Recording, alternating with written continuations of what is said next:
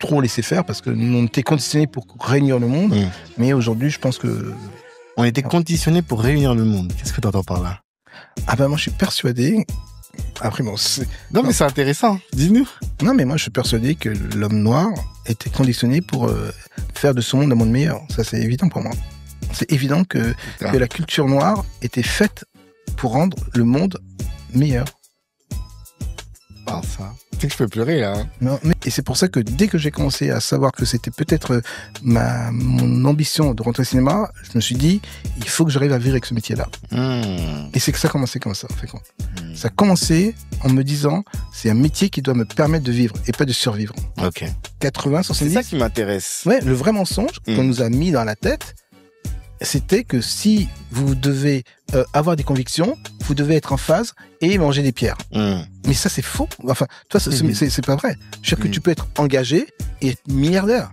La bascule peut se faire en disant nos films n'ont jamais été, dans ce sens-là, des succès box-office, mais on peut le faire. On peut aujourd'hui montrer qu'en ayant un discours puissant, un discours fort et en dénonçant les choses sur lesquelles on nous a pervertis, on peut faire des films épiques, intéressants et faire du cinéma.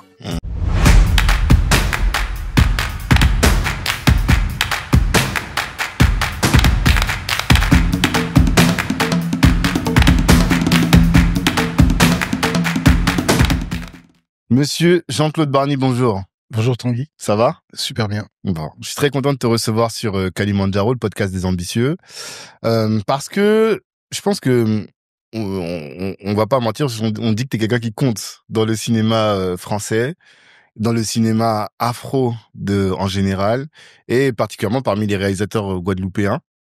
Quelqu'un qui compte parce que t'es là depuis longtemps. Le film Nègre Marron, qui est quand même celui qui a été le plus diffusé, j'ai envie de dire, c'est déjà en 2005, c'est ça? Ouais. Donc ça fait 20 ans maintenant. Une vingtaine d'années. Et nous, on avait pas mal travaillé sur le gang des Antillais. On avait fait une projection spéciale, je me souviens. On avait reçu Sébastien, et là, on l'a reçu dans un podcast à l'occasion de Empire. Et donc, voilà. T'es quelqu'un qui est connu, mais dans nos milieux, en tout cas, nous, on n'a jamais rien fait ensemble. Et donc, je suis très content d'avoir cette occasion-là, à l'occasion de la sortie du film Fanon, de pouvoir discuter avec toi, véritablement, pour comprendre. Alors, comme je t'ai dit, moi, j'ai plusieurs sujets. Le premier, c'est, t'es installé en Côte d'Ivoire. J'ai besoin de comprendre ça. Comment, pourquoi, comment tu vis là-bas, qu'est-ce qui te plaît là-bas. Besoin de comprendre aussi, ton éthique de travail en tant que réalisateur. C'est un métier qui est exigeant, qui demande de l'art, mais en même temps du professionnalisme. Comment? J'ai besoin de comprendre aussi ta vision du cinéma, des Noirs dans le cinéma au sens large, et même de l'importance du cinéma pour les Noirs, pour nos combats, parce que toi, tu as un cinéma qui est quand même assez militant, t'es d'accord avec ça? Oui, complètement. Ouais. Donc, pourquoi est-ce qu'il faut être militant, et comment? Et enfin, le Fanon. Moi, c'est un personnage qui m'a toujours beaucoup parlé, même si j'ai toujours eu du mal à lire ses livres. Je trouve que c'est trop complexe. Mais bon, tu nous expliqueras quel est l'impact que ça a eu sur toi. Et pourquoi est-ce que nous, en tant que jeunes noirs, jeunes entrepreneurs, jeunes professionnels aussi dans la diaspora, on doit absolument voir ce film et s'intéresser au personnage de Fanon. Est-ce que tu es OK avec ce programme? Je suis totalement OK, puis je trouve que le parcours des questions, c'est vraiment très intéressant parce qu'on est vraiment en plein dedans. Ok, bon. La première question que je pose à tous mes invités, c'est celle de l'ambition. Parce qu'on est ici sur un podcast qui a vocation à montrer des personnes qui ont de l'ambition pour que notre génération se dise « Ah, mais tiens, si Jean-Claude Barny l'a fait, moi aussi je peux le faire. Regarde, c'est un humain comme moi. Voilà là où il va aller. Voilà tout ce qu'il a mis en place pour atteindre cet objectif-là. Eh bien, moi aussi, je peux me permettre de rêver comme lui. » C'est quoi ton ambition à toi? Alors, je pourrais d'abord dire que oui pour l'ambition, mais pas à n'importe quel prix. Ok. Je pense que c'est très important de mettre un prix à son ambition, parce que sinon on peut se dévier du chemin dans lequel on s'est engagé. Tout à fait. Ensuite, je dirais que pour avoir une ambition, il faut aussi avoir une vision très personnelle de ce qu'on a envie d'être et de devenir. Et c'est un chemin sur lequel on s'engage, souvent très jeune, avec des aptitudes que tu ressens ou que les gens reconnaissent. Et finalement, tes rencontres, sans parler de la question hasardeuse, te met en place. C'est-à-dire les gens que tu rencontres, à partir du moment que tu sens que tu as quelque chose à partager, à donner ou à effectuer comme action, bah, tu rencontres nécessairement tous les gens sur son chemin qui vont te permettre de concrétiser par l'action cette ambition. Et c'est ça qu'on appelle le chemin. Le chemin visionnaire, c'est qu'un enfant qui, par exemple, je vais prendre l'étape du football, quoi. C'est-à-dire quelqu'un qui a des aptitudes dans le foot, très vite, son entourage va le déterminer et va le mettre sur un chemin où tout est tracé. Et c'est vrai que la société permet l'ambition d'exister parce qu'on est dans un schéma de capital et on a besoin de gens d'ambitieux parce qu'ils vont faire du financement, quoi. Ils vont faire quelque chose de concret qui va permettre à la société d'avancer scientifiquement, médicalement, artistiquement, économiquement parlant. Et c'est pour ça que je pense que l'ambition, mais pas à n'importe quel prix, parce que parfois il y a des gens ambitieux qui malheureusement n'ont pas, à mon sens, des valeurs qui nous permettent d'être fédérateurs et de transmettre et de pouvoir en tout cas éteindre tous les malheurs qu'il y a sur cette terre. Et ça, finalement, c'est ton éthique qui va te permettre de choisir ou d'accepter telle ou telle chose, de faire tel ou tel sacrifice, d'accepter tel ou tel sacrifice pour atteindre ton ambition. Totalement. Mais quelle est l'ambition? La mienne? Oui. Bon, je pense que la mienne aujourd'hui, elle se définit par le fait de marquer, avec peut-être moins d'humilité qu'au départ, l'histoire de ma communauté. Et quand je parle ma communauté, c'est pas afro-caribéenne ou afro-africaine, c'est la communauté des êtres humains. C'est-à-dire que je pense que je suis parti d'un point minuscule qui est les Antilles, et il y avait une ambition de défaire un peu les caricatures qu'il y avait sur cette communauté, et en avançant, elle a pris de l'ampleur, et aujourd'hui, je me définis comme quelqu'un qui a envie de marquer l'histoire des êtres humains à travers son travail, artistiquement. Et est-ce que tu as un point comme ça que tu visualises, à partir duquel tu pourras te dire « j'ai atteint mon rêve ».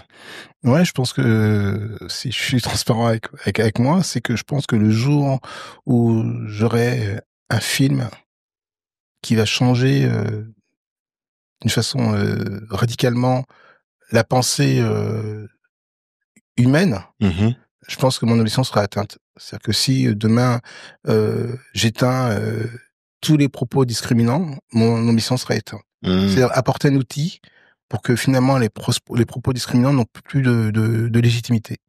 Mais est-ce que tu as un exemple de film qui a eu cet impact-là?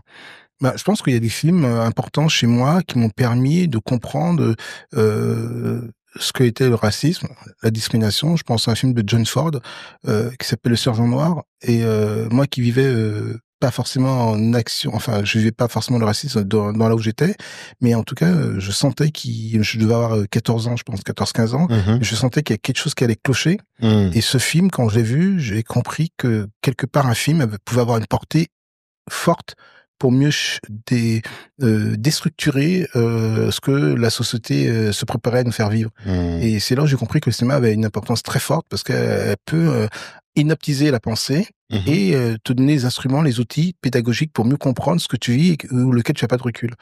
Et ce film de John Ford qui était au départ, si je raconte la petite histoire, qui était dans les années 50 traité à juste titre, parce que c'était que des films avec John Wayne, et c'était des films où les Indiens étaient exterminés dans tous ces films. Il y avait toujours John Wayne, le cowboy le plus royant. Et puis c'était malheureusement aussi un réalisateur extrêmement brillant. Et puis il y avait ces montées de lutte civique aux États-Unis pendant les années 50 et tout ça. Et puis il a fait un film qui s'appelle Le Sergent Noir. Et puis il a montré, alors ça se passe dans un procès où un sergent de la cavalerie américaine est traité, est accusé d'un viol qu'il n'a pas commis. Et il engage un procès un peu comme 12 hommes en colère, tu vois. Et il engage un procès. Et lui, il démontre comment les préjugés font qu'on accuse le noir quand il était innocent. Et ça, quand t'as 14 ans, t'es fasciné par évidemment le côté épique, mais tu comprends que la psychologie à l'intérieur a une forte densité sur tout ce qu'on nous montre. Et là, je me suis dit, mais waouh, j'étais impressionné par la démonstration artistique, mais le fond était très, très, très, très puissant. Ok. Et à quel moment tu t'es dit que tu voulais impacter le monde et pas seulement la communauté? Quand je t'ai entendu parler, je me suis tout de suite dit, est-ce que c'est parce que tu l'as déjà impacté la communauté avec un classique qui est Negmaon, que en tout cas moi je le perçois comme tel? Est-ce que c'est ce film-là qui fait que bon t'as coché la case et tu te dis bon maintenant faut que j'aille chercher plus grand, ou c'est autre chose? Non, c'est ça. C'est ça? Oui. C'est ça? Non, mais c'est bizarre. Ouais, oui, non, mais c'est vrai que c'est ça, je pense que c'est dans tous les corps de métier, quand tu as, à ton sens, parce que c'est avec toujours un regard extérieur, parce que d'autres lui diront non, pas du tout, mais, c'est quand tu as la sensation d'avoir, plus ou moins coché la première case. Tu dis maintenant l'ambition de t'amener à comme un défi d'aller plus loin. Et avec mon producteur Sébastien, on a fait une sorte de pyramide et à chaque fois cocher la case qui est au-dessus. D'accord. Et Fanon vient cocher aussi cette case. Comment? Parce que Fanon, je trouve là où il est intéressant, mais bon, on en reparlera plus à la fin, mais là où il est intéressant, c'est que c'est un Martiniquais qui a œuvré en Algérie et donc dans la lutte contre la colonisation. Donc finalement, il est panafricain dans son essence. Personne pourra dire je veux dire des personnes d'Afrique subsaharienne par exemple, personne va dire non, Fanon, ça me concerne pas. C'est quelqu'un qui a marqué toute cette génération-là, toute notre génération aussi. Et est-ce que en allant sur un personnage comme ça, tu penses pouvoir atteindre quelque chose de plus grand? Mais je sais qu'il va toucher toute l'Afrique, mais est-ce que par exemple il va toucher aussi l'Occident, selon toi? Au-delà de la diaspora? Là, c'est vrai que toutes ces réponses, on les a pas forcément tant qu'on n'est pas dans le vécu, mais on peut pronostiquer des choses. Et puis surtout, on peut se référer à l'histoire, quoi. Et moi, cette histoire-là, pour toutes les raisons que tu as dit, ce que je retiens dans ce que tu dis, c'est que est-ce qu'on peut faire un film comme Fanon sans penser stratégie? Oui, c'est-à-dire que quand tu fais Fanon, il y a une stratégie très très claire derrière. C'est-à-dire que tu sais qu'en prenant ce sujet-là, il peut te porter, t'apporter et emmener une situation très claire à un niveau. Et en choisissant de faire Fanon à mon époque, à mon niveau, dans ma filmographie, ça arrive comme une normalité pour moi, comme une légitimité. Et parce que aussi, je pense que j'ai été élevé par une mère panafricanisme qui m'a toujours éduqué dans le sens que nos origines antillaises étaient évidemment liées à l'Afrique. Il n'y a jamais eu de rejet chez nous ou de trauma ou d'aliénation à ce niveau-là. Ma mère était une militante très tôt, dès ses 20 ans, sur tous les sujets conscients. Et je pense qu'elle nous a élevés, moi et ma sœur, dans cette culture de fédération. Et l'histoire aussi m'a montré que tous les personnages qui ont œuvré en sachant très bien d'où ils venaient et ce qu'ils avaient à prendre et à porter à toutes les souches communautaires, et je parle afro-cabien, afro-africain ou afro-américaine, c'est des gens qui ne sont pas dans le reni, mais au contraire, ils sont déliés de toute aliénation. Donc, ils vont voir partout où leur parole peut être portée. Et Fanon, pour moi, c'était l'exemple même de cet idéal. Et qui va donc sur l'Afrique, mais aussi sur le Maghreb. Qui va dans le Maghreb, super bien sûr. Mais quand je dis sur en fait, quand ce qui est intéressant, c'est de l'endroit où tu parles, d'où tu es posé. Lui, il se pose en Algérie. Mais quand il parle de l'Algérie, il se confond pas. Il sait qu'il parle à tous ses frères colonisés du monde entier, en partant par Cuba, en partant que par l'Afrique noire, en passant par les Antilles. Il leur parle tous. Et du coup, son écho, elle est portée même chez les Américains. Mais il tient sa légitimité parce qu'il parle d'un endroit où il y a la colonisation. Tout à fait. Et du coup, on peut pas remettre en question tous ses fondamentaux, toute son expertise. Ok. Bon, on va revenir là-dessus par la fin. Comme ça, je sais que les gens vont rester jusqu'au bout pour écouter tout ce qui est relatif à ce film-là. Mais avant, quand je préparais cet épisode avec Antoinette, que je salue d'ailleurs, elle m'a dit, oui, mais en ce moment, il vit à Abidjan, donc il sera... Je dis, oh, depuis quand? Moi, j'étais pas au courant. Et bon, il y a un gros sujet sur Abidjan parce que il y a une hype vraiment en ce moment. Je pense même toi, tous les jours, tu dois croiser des Français là-bas. La dernière fois que j'y suis allé, je me souviens que j'en parlais avec tout le monde et tout le monde me dit, ah, mais il faut que tu croises tel qui est là-bas, qui est là-bas, qui est là-bas. La liste, elle était interminable. Et en 8 jours là-bas, j'ai pas pu croiser la moitié des personnes que je voulais parce que c'est incroyable. Et c'est encore plus incroyable, moi ça m'émeut presque quand j'entends qu'un Guadeloupéen va s'installer dans une ville africaine. Et ce matin encore, je parlais avec des gens qui sont des Antilles, qui veulent investir au Sénégal. Je me rends compte qu'il y a une dynamique qui est intéressante de connexion entre ces terres qu'on a voulu éloigner. Pourquoi t'as choisi de t'installer en Côte d'Ivoire? Alors moi, avec la Côte d'Ivoire, je devais avoir 20 ans. D'accord. Donc c'est très tôt dans la même démarche que je veux dire de mes parents. Il était important pour moi de passer aussi bien par l'Afrique que par les États-Unis. Moi, j'étais fasciné évidemment par toute l'histoire afro-américaine et mes premiers personnages un peu de révolte étaient facilement les icônes noires américaines. Mais culturellement parlant, il y avait aussi une sorte d'insuffisance éducative pour bien connaître d'où je venais et d'où était toute cette inspiration créole, quoi. Et quand on m'a emmené la première fois à Abidjan, j'avais 20 ans. Et ce qui était très drôle, c'est qu'à 20 ans, il y avait cette hype déjà à Abidjan. D'accord. Moi, j'ai connu, oui, Abidjan, c'était aussi les Ivoiriens, ils avaient déjà une très forte connexion culturelle. Et il y avait enfin, c'est un endroit où je veux dire, il y a eu toujours une sorte de carrefour économique et culturel en Côte d'Ivoire. Et je pense que si, bon, après, pendant la guerre, il y a eu une petite baisse de région, entre guillemets, ça a toujours été un endroit où l'Afrique, l'Europe, et aujourd'hui, on va dire aussi, parce qu'on croise aussi des anglophones, hein, c'est pas que des francophones. D'accord. Mais il y a, économiquement et culturellement parlant, c'est un endroit qui est source d'inspiration. Okay. Et moi, quand je me suis décidé de m'installer, c'est parce que je pense que j'avais besoin de me ressourcer, j'avais besoin de continuer, comme tu as dit, ce chemin aussi personnel d'ambition. Et j'ai été dans l'endroit qui me semblait le plus normal pour garder cette fraîcheur intellectuelle dans un état souverain. C'est très loin de tous les je veux dire, les vagues un peu discriminantes que tu peux rencontrer quand tu t'installes en France. Et aussi accueillir l'ambition de continuer mon travail de cinéaste. En fait, tu avais déjà jeté ton dévolu sur Abidjan bien en amont, c'est ça que tu dis. Ouais, très clairement, mais je savais pas que j'allais vraiment y vivre de façon durable. Ouais. Mais qu'est-ce qui t'a poussé, parce que, comme je te disais, ou je sais pas si je t'ai dit, mais il y a toute une partie de notre génération qui pense à ce qu'on appelle la répatriation. Et bien, nous-mêmes, dans notre équipe même, en un an, il y a 3 personnes qui sont parties s'installer à Abidjan. Et ça me surprend, enfin, un petit peu. Et je me dis, toi, qu'est-ce qui t'a décidé? Quel a été l'élément déclencheur? Déjà, qui t'a décidé à quitter la France, d'une part, et deuxièmement, ensuite, à aller à Abidjan. Alors, l'élément déclencheur, très factuellement, c'est le Covid. Ok. Tout était au point mort, et quand c'est au point mort, tu te dis, mais où je pourrais continuer à vivre, à survivre, et puis à exister, quoi. D'accord. Et j'ai eu une proposition professionnelle là-bas, avec l'RTI. Qui m'a demandé de venir. Alors, toi, tu as salué Antoinette, donc moi, je salue Anna Ballot, de RTI. Anna m'a demandé de venir l'accompagner sur des projets, de développer des projets de série là-bas pour atteindre le niveau, je veux dire, le niveau international, mais en restant assez concret sur l'Afrique, quoi. Donc c'était un deal de 3 mois. Moi, il se passait rien en France et mon film était plus ou moins en attente de repartir après le Covid. Quel film Fanon, on était sur Fanon. T'étais déjà sur Fanon? On était sur l'écriture. Mais je sentais que justement, mon écriture n'était pas assez pointue, assez travaillée, et je pense que j'avais besoin de souffler, d'aller me ressourcer un peu ailleurs. Donc c'est pour ça que j'ai pris ce super job d'ailleurs.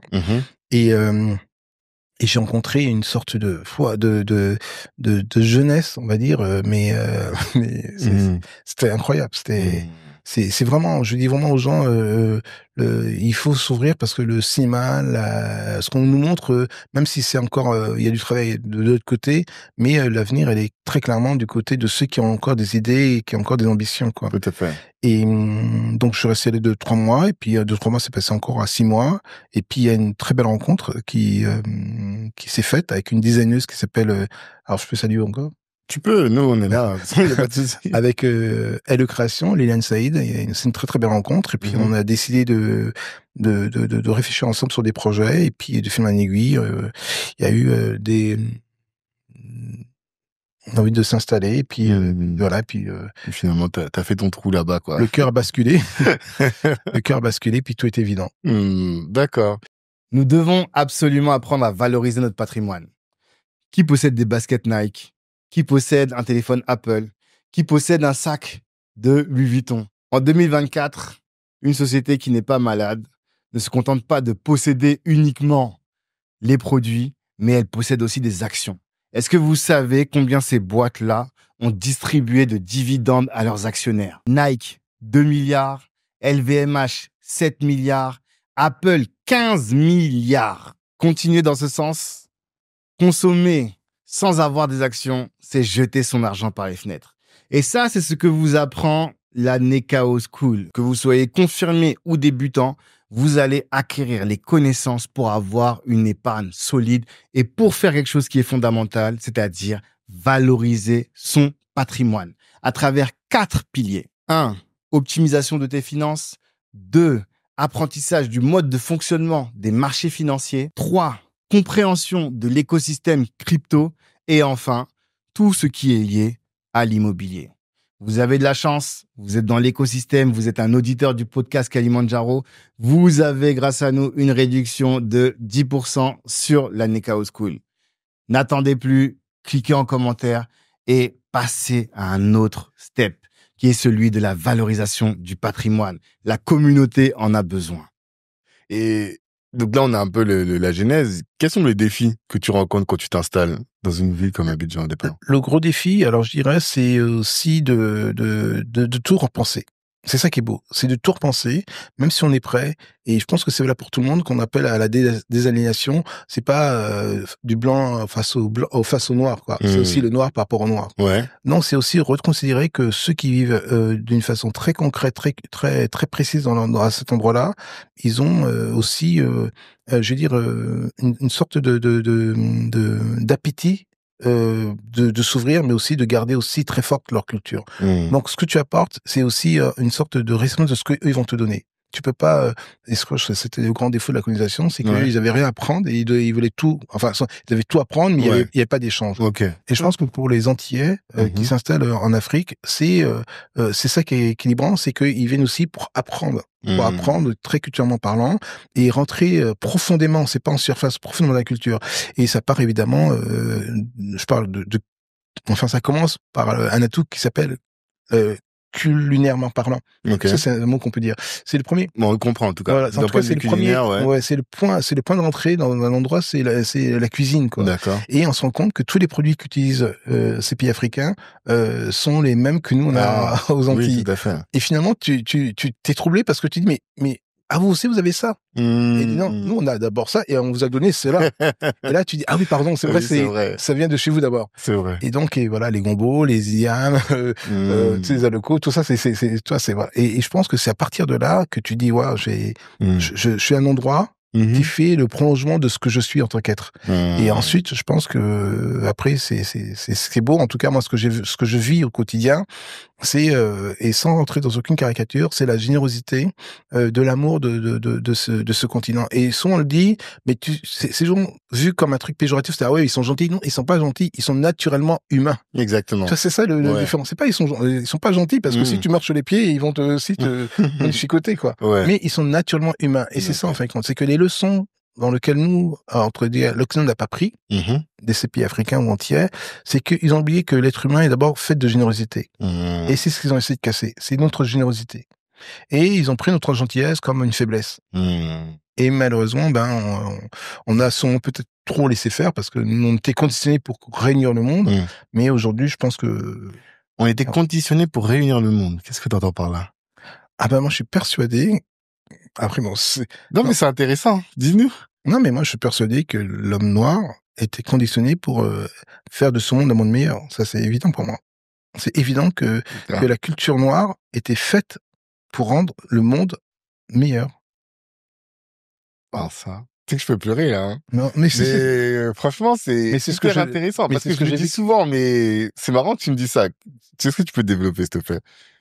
Si je parle alors, quand je parle, c'est toujours de mon point de vue, parce qu'après, on va dire que d'autres vont contredire, donc je mets les contradictions. Mais c'est ton témoignage. C'est mon témoignage. C'est ça dont on a Absolument. Mon témoignage, et à l'âge où je suis, je pense, je peux parler, j'aurais parlé comme ça, je me serais tu. Mais aujourd'hui, je peux parler comme ça parce que j'ai un certain âge, j'ai un certain parcours qui fait que mon expérience, elle est légitime. Tout à fait. Donc, avec ma légitimité et par rapport à ce que j'ai vu, j'ai traversé, et parce que je pense que les travaux que j'ai faits à travers mes films m'ont permis de rencontrer énormément de populations, énormément de gens, de cultures, de confessions différentes, et c'est ce qui fait que j'aime les gens, c'est parce que j'adore les cultures et les gens de confessions différentes, et que j'ai jamais eu aucun a priori sur les autres. Ma mère m'a éduqué pour ne jamais avoir des préjugés sur aucune communauté, qu'elle soit subsaharienne, juive.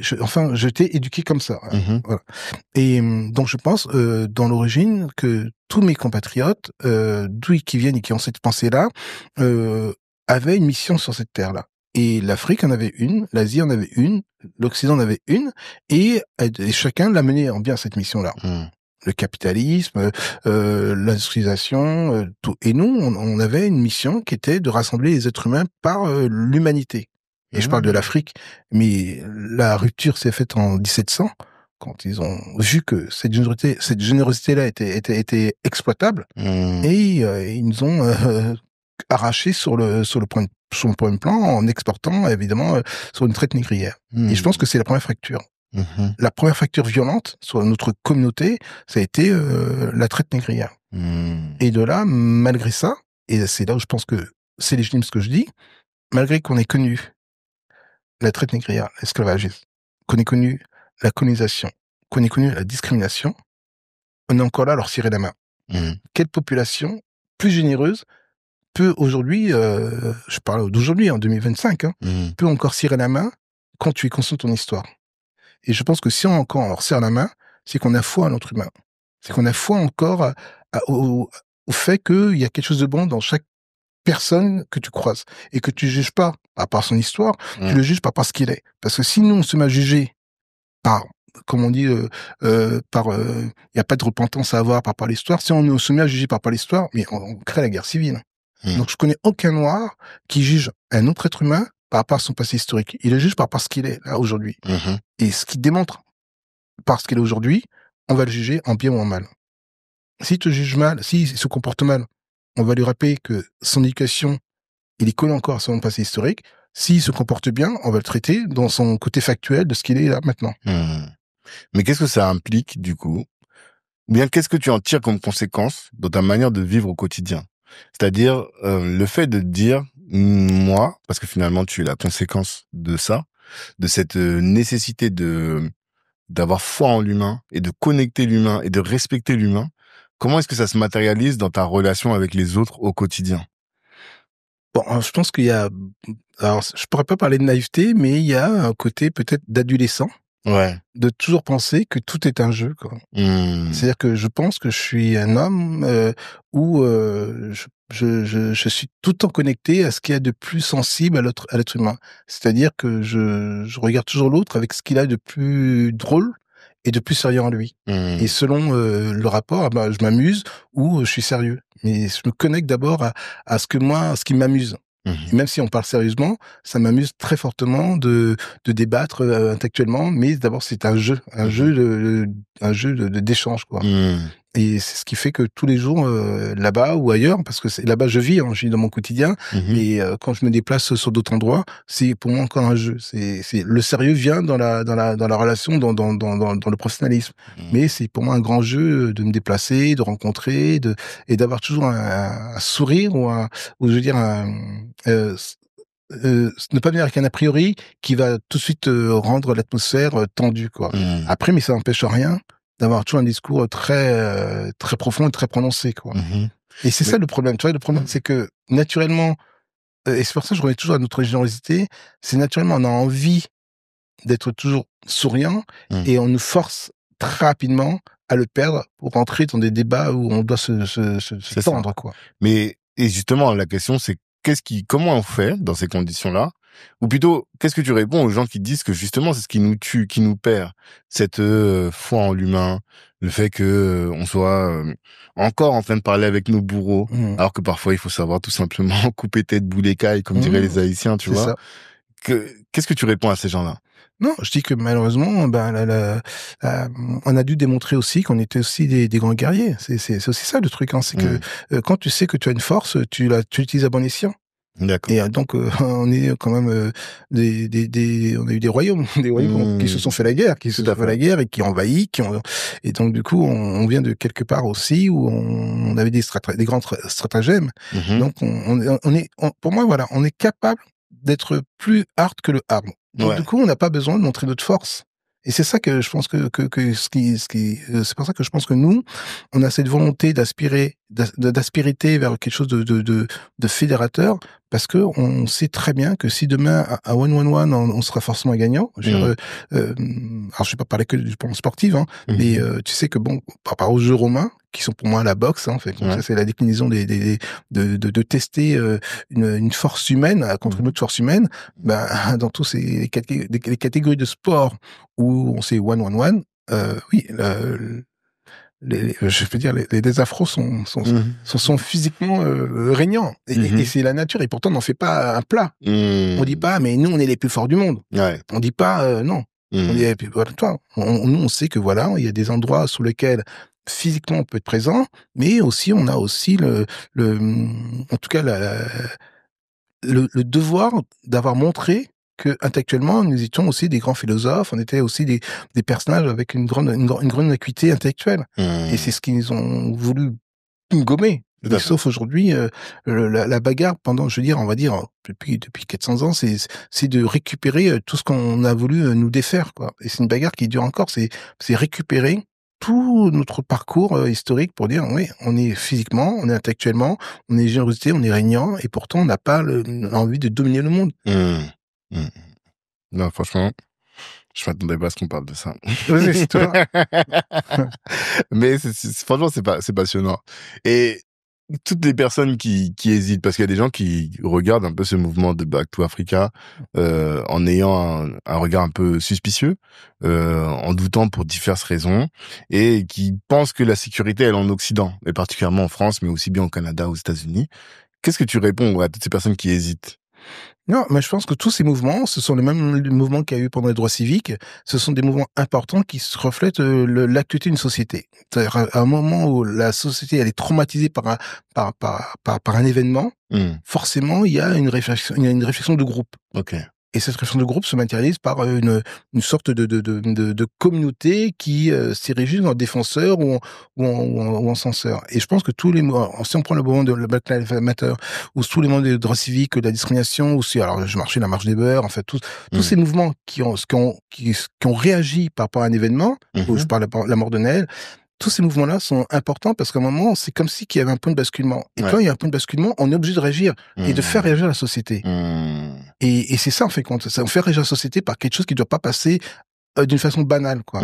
Après, je pense que derrière tout ça aussi, il faut de la continuité. Il faut de la continuité parce que c'est pas avec un mouvement de réflexion ou de lutte qu'on va progresser. Donc, il faut vite que ça se transforme en concret. Il faut pas qu'il y ait juste une réaction. Oui, il faut qu'il y ait transformation derrière. Parce que il faut qu'il y ait une réaction de transformation derrière pour faire évoluer la société. Ouais, et c'est ça qu'on cherche à chaque fois. C'est comment de cette réaction, on dit là, on a atteint un point important, un point de basculement, mais comment on va maintenant redresser ou amener la société plus loin ou à essayer que ça se reproduise plus. Je parle aussi de Rodney King, de tous ces mouvements-là. Tout à fait. Et comment? Toi, tu as choisi de le faire par le cinéma? C'est ça? C'est mon petit travail. Ouais, le cinéma, mais quel est le rôle du cinéma sur ce sujet? Par exemple, sur le sujet du retour en Afrique. Comment est-ce que toi, tu peux œuvrer avec le cinéma? Alors, je dirais que l'Afrique, pour moi, c'est un endroit de... J'essaie vraiment de l'articuler parce que c'est très... C'est un endroit, pour moi, qui me permet de me protéger contre tous les courants médiatiques qui peuvent influencer mon travail du mauvais côté. C'est-à-dire que c'est une protection qui fait qu'en étant là-bas, je n'ai pas toutes les informations qui peuvent te ralentir, qui peuvent changer ta façon de penser, dans le bien comme dans le mal. Ok. C'est-à-dire je reste maître de ce que je vais faire là-bas. Mais comment? Parce qu'à l'heure d'Internet, t'es aussi bien connecté à... Alors, je suis connecté, sauf que les gens que je m'entoure, ils vont pas me parler du dernier discours de Zemmour. Les gens que je vais là-bas, ils vont pas me parler du dernier discours de Sarkozy. Les gens que je suis là-bas, ils vont me parler factuellement de ce que eux vivent au quotidien. Quand je suis en France, ils vont dire, t'as vu le truc de Trump comme une année? Et là, tu vas dire, ah non, j'ai pas vu. Et puis et ça va te faire une réaction épidermique ou ça va te dire, ok, tu vois. Donc, là-bas, j'essaye de contrôler l'influence que les médias peuvent avoir sur un quotidien quand tu es en accident. Mais c'est pas dire que là-bas on est déconnecté. Mais elle est moins importante quand quelqu'un travaille dans les médias, elle est moins importante. C'est-à-dire que c'est toi qui vas choisir de regarder BFM, CNews ou Historia ou peu importe parce que tu as cherché de l'information nécessaire pour toi. Et là-bas c'est ça. Là-bas quand je suis arrivé, et c'est vrai que c'est important. Là-bas, c'est pour ça que au début je disais qu'en fin de compte le parcours qu'on a, il est préparé pour toi. C'est le destin.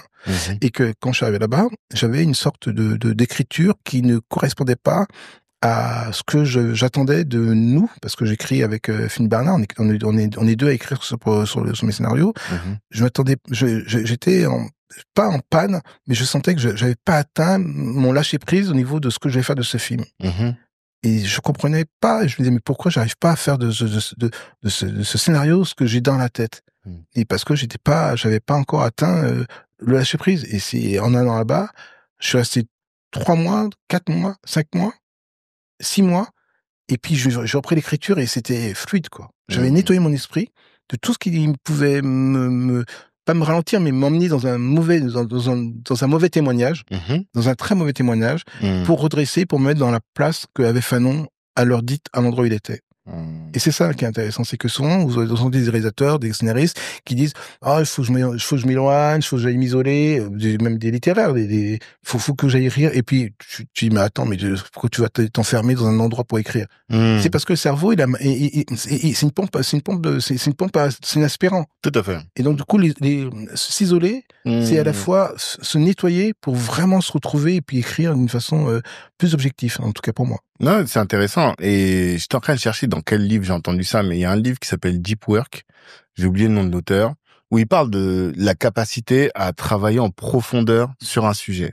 Et il cite pas mal d'auteurs, de philosophes qui, quand ils veulent produire, effectivement, ils s'isolent, ils vont dans une maison de campagne, ou et en fait, ce que ça permet, c'est de connecter le cerveau pour aller dans du travail en profondeur, deep work.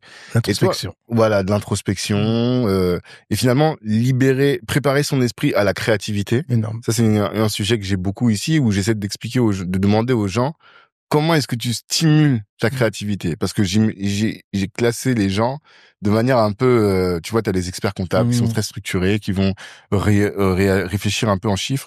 Et puis t'as les personnes qui sont un peu créatifs. Moi, je me définis un peu comme ça, mais toi, je te sens deux choses. Je te sens créatif et je te sens sensible, tu vois.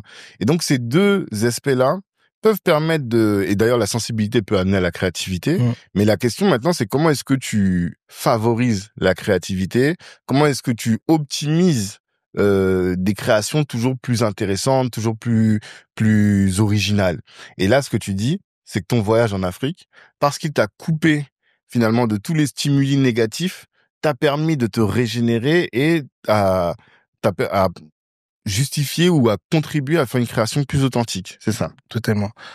Pour aller dans ta continuité, c'est vraiment comme tu dis un témoignage, hein, parce que et alors je voudrais juste te dire, en fait, il y a un truc avec important, c'est vrai que les gens connaissent mes films mais pas mon visage, quoi. C'est-à-dire que c'est vrai que c'est les premiers interviews, ça fait 30 ans que je suis là, mais c'est vraiment la première fois que je suis dans une sorte de transmission, de partage, parce que j'ai pensé que toutes ces années, mon travail était plus important, et puis je pense que vous étiez pas là, donc je me voyais mal parler comme ça à la télévision, à des schémas occidentaux. Tu vois, ils m'ont dit, mais de quoi on parle? Là, on parle la même langue, donc je pense que c'est le fait que vous soyez là aujourd'hui qui font que je suis aujourd'hui plus audible. D'accord. Et alors donc, je disais qu'en fait compte que l'idée, pour moi, est vraiment, sur mon parcours, j'ai rien appris de plus important que entre 15 ans et 25 ans. Tout ce que je sais aujourd'hui, je l'ai emmagasiné entre 15 ans et 25 ans. Le reste, c'est que des resets ou des mises à jour. Donc, tout ce que je fais, tout ce que j'aspire, est concentré sur ces années-là. D'accord. Et donc, du coup, quand tu grandis, tu avances. En fin de compte, tu ne fais que de te rendre expert de la chose.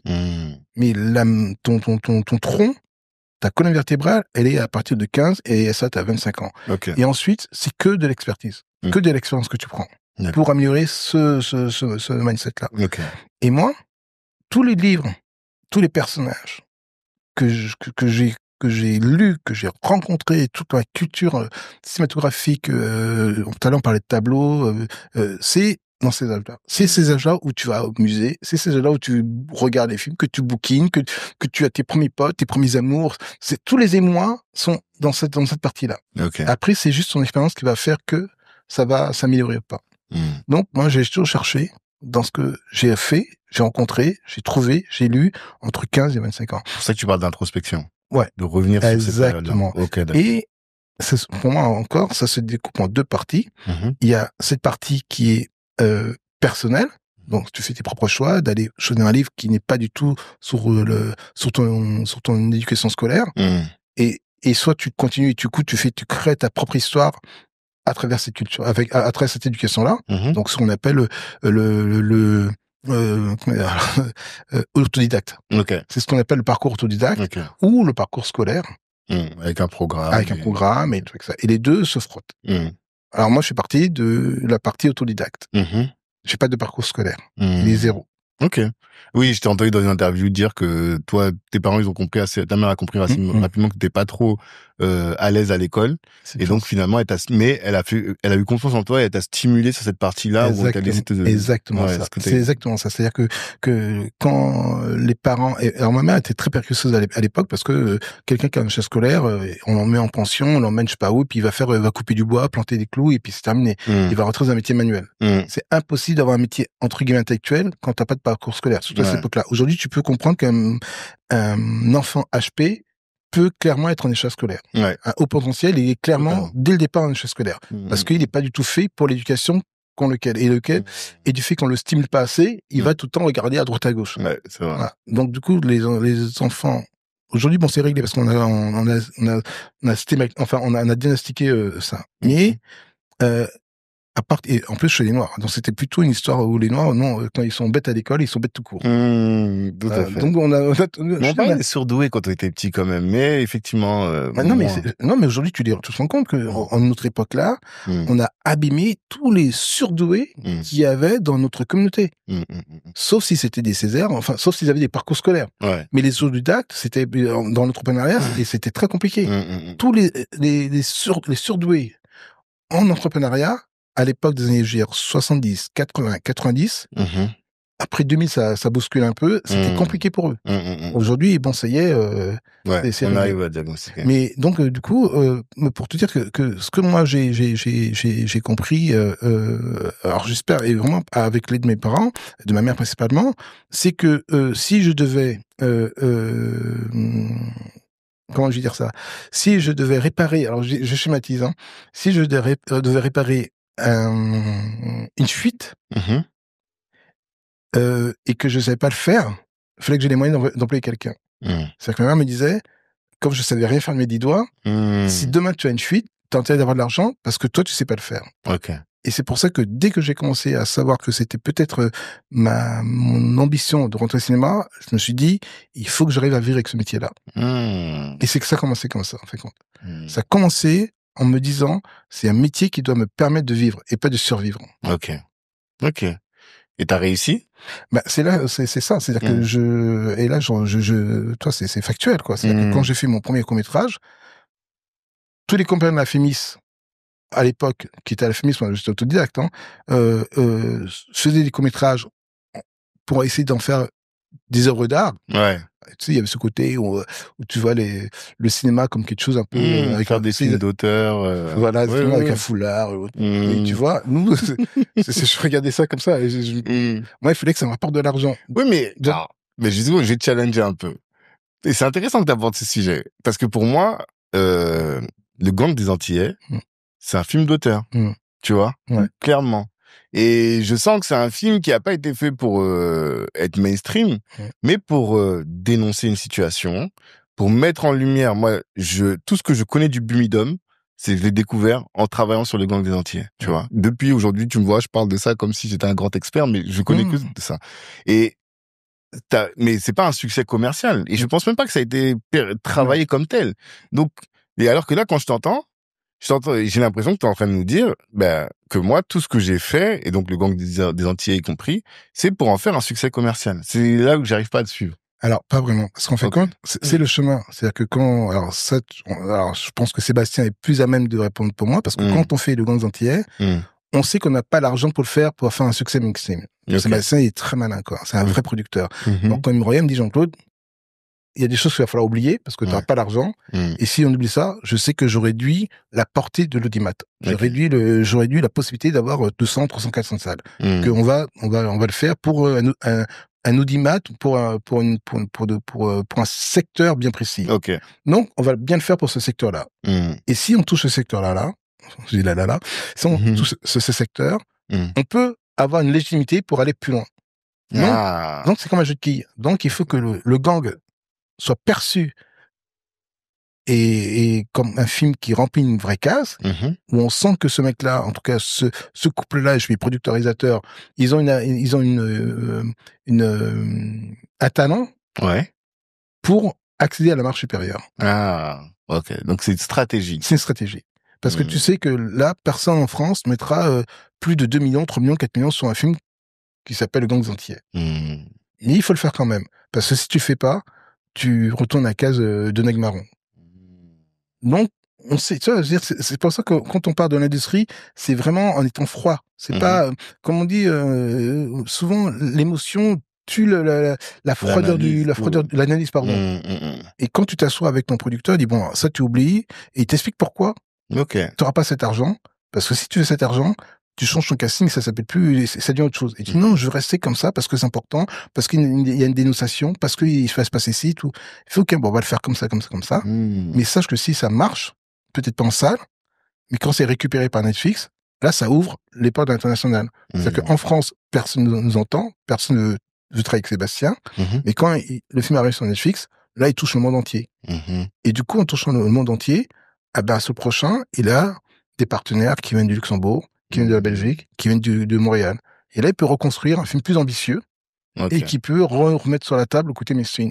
Et tout ça, c'était intentionnel. Ah oui, clairement. C'est ça qui, moi, ça me passionne. Ah ouais, c'est fascinant, on est d'accord. Non, mais c'est pour ça qu'on parle de l'industrie. Et c'est pour ça que tu as dit l'entrepreneuriat. Je dis oui, c'est ça. C'est que quand tu parles de cinéma, il y a que nous, malheureusement, on nous fait croire que l'art, c'est un art où on doit pas gagner d'argent. C'est pas vrai. Tu peux rester fort dans tes idées, mais il faut quand même un budget pour l'utiliser consciemment, efficacement, pour défendre tes idées, quoi. Tu défends pas tes idées avec des bouts de ficelle. Tu défends des idées parce qu'en face de toi, les gens comprennent que tu as une puissance physique et financière. Et là, on va te respecter. Si demain, moi, je rentre chez vous, et puis tous mes films, ils font 50 000 entrées, tu vas dire, bon, ok, il est gentil avec ses idées, mais ces films ne marchent pas, on les entend pas, et puis, non, ok. Si tu prends un ratio sur le film qu'on fait, et ça, c'est objectif, qui coûte généralement entre 1,5 million et le dernier, le 3,8 millions, et tu regardes les entrées qu'on fait, ce sont des films qui sont conséquents. Parce que tu prends le ratio sur 2 millions, 3 millions, 4 millions, 8 millions, et tu regardes ce que font les autres en entrée, bah, c'est moins glorifiant. Mais nous, la production de Sébastien, il arrive à faire en sorte que ces films ne soient pas inaudibles. Ok. Non, c'est intéressant, hein, parce que je t'assure que je m'attendais pas à ce que tu nous dises ça. Tu vois. En fait, ce à quoi je m'attendais pas, moi, je te percevais, mais plutôt du fait du gang des Antillais, parce que Neg Marron, dans mon souvenir, c'est quelque chose qui a touché beaucoup, qui a impacté sa génération. Et alors que le gang des Antillais, pour moi, c'est vraiment un film d'auteur, tu vois. Et pour on peut le considérer comme ça, hein, vraiment. On est d'accord. Ah oui, clairement. D'accord. Mais on l'a mis dans ces cases-là parce que le budget correspondait à cette... Et il y avait une stratégie derrière. Absolument. Et là, je t'entends dire que, bah, finalement, et même tout à l'heure en off, quand tu parlais de ton objectif, c'est de faire des gros films aux États-Unis, comme Spike Lee et autres, c'est là où je comprends que, ben non, en fait, toi, tu veux être c'est ça, en fait. Tu veux être mainstream quand même, mais sans trahir tes valeurs. Parce que c'est ça que tu as dit au départ. C'est totalement ça. Ça, c'est faisable? Clairement. Pour toi, que Serial l'a fait, Almodovar l'a fait, Larry Clark l'a fait, il y a beaucoup de, je veux dire, même Scorsese l'a fait, Spike Lee l'a fait. Ce sont d'abord des gens que je pourrais appeler d'auteurs et qui ont été récupérés par l'industrie hollywoodienne parce qu'ils arrivaient à toucher un public plus large avec leurs propos. C'est avoir un propos sain, un propos fort, qui était propre, mais de toucher l'universalité. Ezen Passy l'a fait. Et la clé pour toi, c'est d'avoir le propos fort. Ouais. Quels sont les différents éléments qui vont nous permettre de faire ça?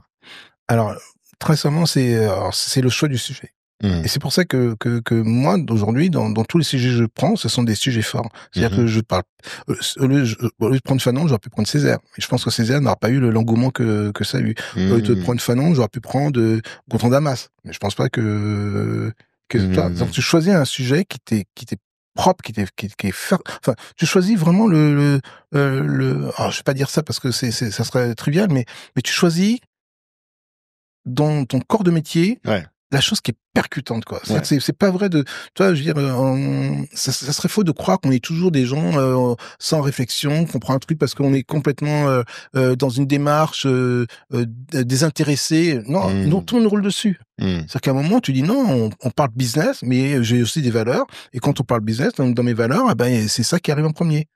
Et là, tu te fais respecter. Et quand nous on dit, ok, on va faire de Fanon un grand film, Ils font, ah oui, mais quand même, Fanon, ça reste Fanon. Et alors? Quand tu prends Malcolm X, c'est pas quand tu prends Charlemagne. C'est un pari, hein. Oui, c'est un pari, mais Malcolm X, effectivement, j'avais pas pensé à ça. Mais quand tu me l'as dit tout à l'heure, je me suis dit effectivement, Malcolm X, c'est pas un gars qui est mainstream. Je pense que Martin Luther King aurait été plus mainstream que Malcolm X. Mais effectivement, alors peut-être c'est le jeu d'acteur de Denzel. Ah oui, et c'est ça. Ouais. C'est ça l'industrie. C'est que tu prends un mec comme Denzel mais c'est ça le génie. C'est enfin quand tu sens que tu vas avoir des difficultés pour atteindre le mainstream, il y a beaucoup de palettes à mettre. Le comédien, la façon de filmer, les décors, la lumière, le scénario, tout ça va t'emmener à rendre le film plus populaire. Mais dans le fond, si tu as le talent de résister à toutes ces choses-là, qui sont plutôt antinomiques, bah, tu vas passer. Parce qu'il y a des gens sur des films, ils se sont plantés parce qu'ils ont été envahis par trop de mainstream, quoi. Et du coup, le film n'est plus audible. Enfin, le fond du film n'est plus audible. La forme prend la place du fond. Et nous, je veux dire qu'on est assez fort, en tout cas, avec l'équipe de Cecil Touch. Enfin, en tout cas, c'est la signature dans laquelle on se place, d'avoir vraiment un propos fort, quoi. Et quel est toi ton talent en tant que réalisateur? Ah, c'est difficile, hein. Je sais que c'est difficile de répondre à cette question-là, mais avec l'expérience, je pense que finalement, aujourd'hui, tu te connais. Tu sais qu'est-ce qui va faire quelle est la Barney Touch, tu vois, et qui fait la différence. Je pense que je me suis jamais trop trouvé en difficulté sur un tournage. Ok. C'est-à-dire? Pour les gens qui travaillent avec moi, tout est facile. Ah ouais? Non, c'est intéressant. Non, c'est chiant de dire ça aussi parce que c'est pas facile aux gens, je suis un numéro 10. C'est que c'est facile parce que je prends un plaisir immense et que la difficulté, les défis me font, m'amusent, quoi. Je veux dire que quand je sais que ça va être compliqué, mais ma tête est pas à 10 000 à l'heure et je m'amuse de trouver 1000 solutions pour une, quoi. Et vraiment, c'est comme une seconde nature. Et je pense pas que j'aurais vraiment, des fois, je me suis posé la question, tiens, pourquoi je serais pas parti dans un métier où j'aurais gagné plus d'argent parce que non, je pense que j'ai été fait pour ce métier-là. Je pense que j'aurais jamais réussi dans l'entrepreneuriat, j'aurais jamais réussi dans la musique, j'aurais jamais réussi je pense que ce métier-là, j'avais toutes les acuités pour m'amuser, parce que c'est encore ça aujourd'hui, et pour en faire quelque chose de bien, quoi. C'est ça le truc, c'est que je suis en phase avec ce que je raconte et comment je le fais. Ouais. En 10 ans, on a parlé à plus de 1000 entrepreneurs. Et bien souvent, quand vous parlez avec les entrepreneurs, ils pensent tous que leur problème vient du manque de financement. Mais quand on les écoute, quand on écoute leurs problématiques, on comprend très bien que la vérité, la difficulté est ailleurs. Les entrepreneurs se plaignent du manque de cash. Premier trimestre en haut, deuxième trimestre en bas, troisième trimestre en haut. Et ça, c'est un problème de gestion de la trésorerie. Ils se plaignent aussi des relations avec les salariés. Ils ont du mal à transmettre leur savoir à tous leurs employés, ou ils ont du mal à retenir les talents ou à choisir le bon talent pour la bonne tâche. Autre problématique qu'ils rencontrent, c'est cette difficulté qui consiste à savoir quelle décision prendre pour le bien-être de la boîte. Est-ce que j'ouvre cette boutique maintenant? Est-ce que je vais à l'international tout de suite? Quelle est la stratégie pour la pérennité de mon entreprise? Enfin, l'entrepreneur se plaint souvent de la solitude. Quand on est entrepreneur, on ne sait pas à qui on peut parler pour se confier sur les problématiques que l'on rencontre dans sa boîte. Pour tous ces problèmes, nous avons une solution, qui sont les Kali Business Club. Qu'est-ce que c'est? C'est des clubs privés dans lesquels on va apporter à l'entrepreneur la formation et les mentors pour lui permettre d'exploser le plafond de verre et de devenir véritablement un entrepreneur accompli et de dépasser ses limites. Qu'est-ce qu'on va faire dans ce cadre-là? On va faire des formations en matière de leadership, des formations en matière de gestion d'entreprise, en matière également de marketing et communication et de stratégie d'entreprise. À côté de ça, on organisera des dîners avec des entrepreneurs qui ont déjà réussi ce pourquoi, en tant qu'entrepreneur, vous vous battez tous les jours et qui sont à disposition pour vous mentorer. Qui peut intégrer le club? Il ne s'agit pas d'un club pour les créateurs d'entreprise. C'est un club pour les dirigeants, pour les entrepreneurs qui font déjà plus de 100 000 euros de chiffre d'affaires. Comment faire pour s'inscrire? Si vous voulez plus d'informations, allez dans la description du podcast et vous aurez tout pour savoir comment vous pouvez rejoindre ce club qui vous permettra je le sais, grâce aux formateurs qu'on a sélectionnés, grâce aux mentors qui seront à votre disposition pour vous accompagner, eh bien, vous aurez toutes les clés pour pouvoir exploser le plafond de verre et déployer votre entreprise. Parce que l'idée que j'ai, c'est qu'effectivement, pour faire quelque chose de fort, il faut être dans une activité qui est hyper alignée avec notre personnalité. Exactement. Et toi, ce que j'entends, c'est ça, c'est que ta zone de génie, elle est dans la réalisation de films. Mais c'est quoi un réalisateur? Parce que j'ai découvert, en parlant avec une sista, Sarah, que je salue, elle dit que son travail, normalement, c'est pas de tenir la caméra. Et c'est Chris Macari qui lui a dit ça. En tant que réalisateur, tu tiens pas la caméra. Tu réfléchis à des plans, tu imagines, mais tu ne filmes pas. Est-ce que tu peux nous expliquer ça? C'est exactement ça. Qui t'a dit ça? Alors, il y a plusieurs personnes. Hein. C'est Chris Macari, je crois, qui disait ça à Sarah. Le Chris Macari que tu connais, j'imagine. Oui, j'adore. Ouais. J'adore Chris. Notamment. D'ailleurs, il a fait quelque chose pour nous, je peux le dire.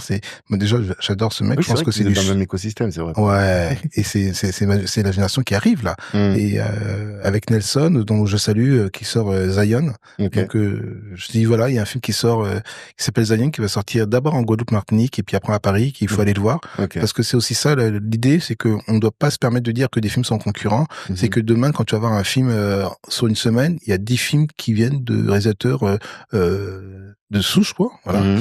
Et on se pose pas la question de est-ce qu'il y en a un qui a une doute. Donc nous aussi, à un niveau, demain, on aura 10 films afro. Ouais. Et il faudra aller voir les 10 films afro selon ses choix. Demain, c'est ça. Demain, je trouve que c'est la première fois qu'il y a 2 films en tout cas de afro-caribéens qui vont sortir, là, dans le même mois. Okay. Il y en a 3. Non, il y a 4, pardon. Non, il y a 3. Il y a Kidnapping, d'un réalisateur haïtien, que j'adore. Il y a Zion, et il y a le mien.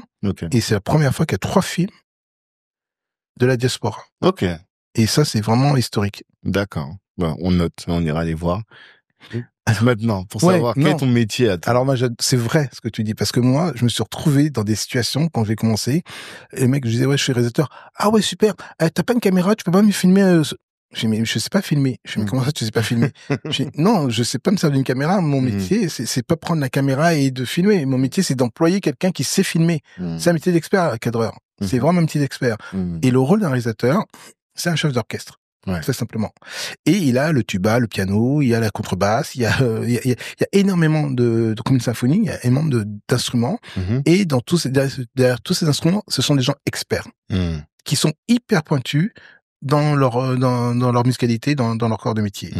Et mon rôle, c'est de choisir l'expert qui me convient le mieux pour le film que je fais. C'est-à-dire que je prends le meilleur flûtiste parce que je veux que le son, il soit comme ça. Je prends le meilleur batteur parce que je sais qu'avec la flûte, ça va faire ça. Et tu composes toute ta géographie artistique avec des gens qui sont hyper pointus et qui vont comprendre ton cinéma. Parce que sinon, on travaille avec d'autres réalisateurs. Mais en tout cas, pour toi, tu as quelque chose de magnifique dans ce continuum symphonique. Et avant que le digital arrive, mais par contre, il y a des réalisateurs qui prennent la caméra, on s'empêche pas. Mais bon, je pense que c'est plutôt folklorique qu'autre chose. Mais je pense que des fois, il y a des chefs-d'œuvre qui deviennent réalisateurs. Mais c'est parce que c'est un continuum aussi. Mais pour moi, dans mon expérience, j'ai besoin d'être en relation tout le temps avec un chef de poste qui va me challenger.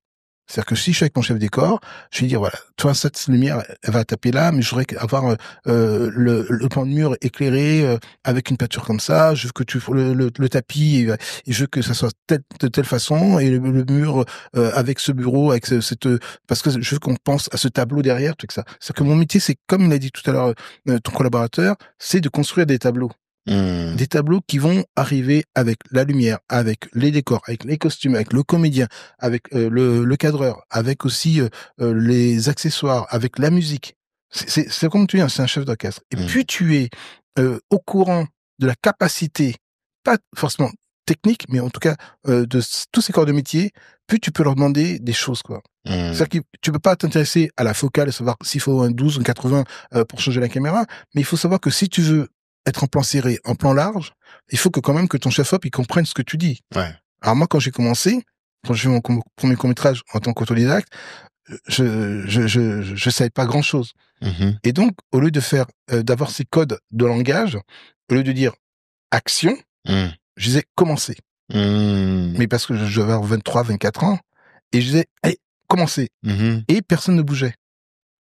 Et toute l'équipe technique était derrière moi, ça bougeait pas. J'ai dit, on y va. Et personne ne bouge. Et il y a le premier assistant qui vient vers moi, il faut dire action. Je fais, ah bon? Et je fais action. Et c'est là où j'ai compris que c'est un code de langage. Si tu as pas le bon code de langage pour tous tes experts, ils vont pas te donner précisément, ni te challenger sur ce que tu veux. Donc, il faut passer du temps, faut comprendre, faut expliquer. Et je pense qu'on a atteint, et vraiment, je dis avec beaucoup d'honnêteté, parce que les 3 films, je parle du long métrage, hein, pas les télé, en télé, les 3 films sont totalement différents, sont conçus totalement différents, même s'ils ont ma patte, mais parce que c'était des films qui étaient adaptés techniquement à ce que je vais faire. Mec Baron, c'est à l'épaule.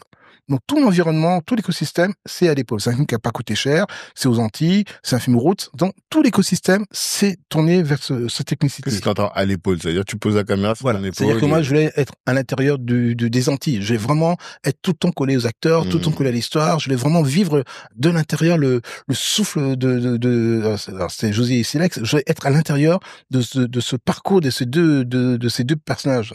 Donc j'ai dit, on sera à l'épaule. On sera à l'épaule parce que, enfin, majorité, hein, c'est pas tout à l'épaule, mais en tout cas, j'ai refusé le travelling, il y a du pied, mais en tout cas, il y a pas de grue. Enfin, voilà, j'ai éliminé tout parce que c'était vraiment pour un film de génération. Et je pense que dans cette culture-là, les films de génération se fait avec un côté, je veux dire, plus authentique. Plus authentique, voilà, absolument. Le gang, c'est plus travaillé. C'est-à-dire, pour moi, c'est un hommage à tous les films que j'aime, moi, qui sont les trailers de la Blaxploitation. Donc, c'est beaucoup plus un film comme un chat, quoi. C'est un film comme un chat. Ouais, ça roule, quoi. Ça roule un peu dans les costumes, ça roule un peu dans les mouvements, mais malheureusement, c'est là où on revient à ce qu'on a dit tout à l'heure, on n'avait pas l'argent pour avoir des mouvements de caméra. Donc, on a choisi de mettre un peu plus dans d'autres choses, quoi. C'est pas un cache-misère, mais... Et pour Fanon, c'est vraiment pour moi le début d'une nouvelle histoire, parce que j'ai mis tout ce que je voulais avoir. Là, vraiment, Fanon, c'est le début on repart presque sur une feuille blanche. D'accord. Et d'ailleurs, t'as parlé un peu de la patte. C'est quoi ta patte à toi? Bah, je pense que mon cinéma, il y a un côté... moi, j'ai adoré les films comme Ben-Hur, j'ai adoré les films...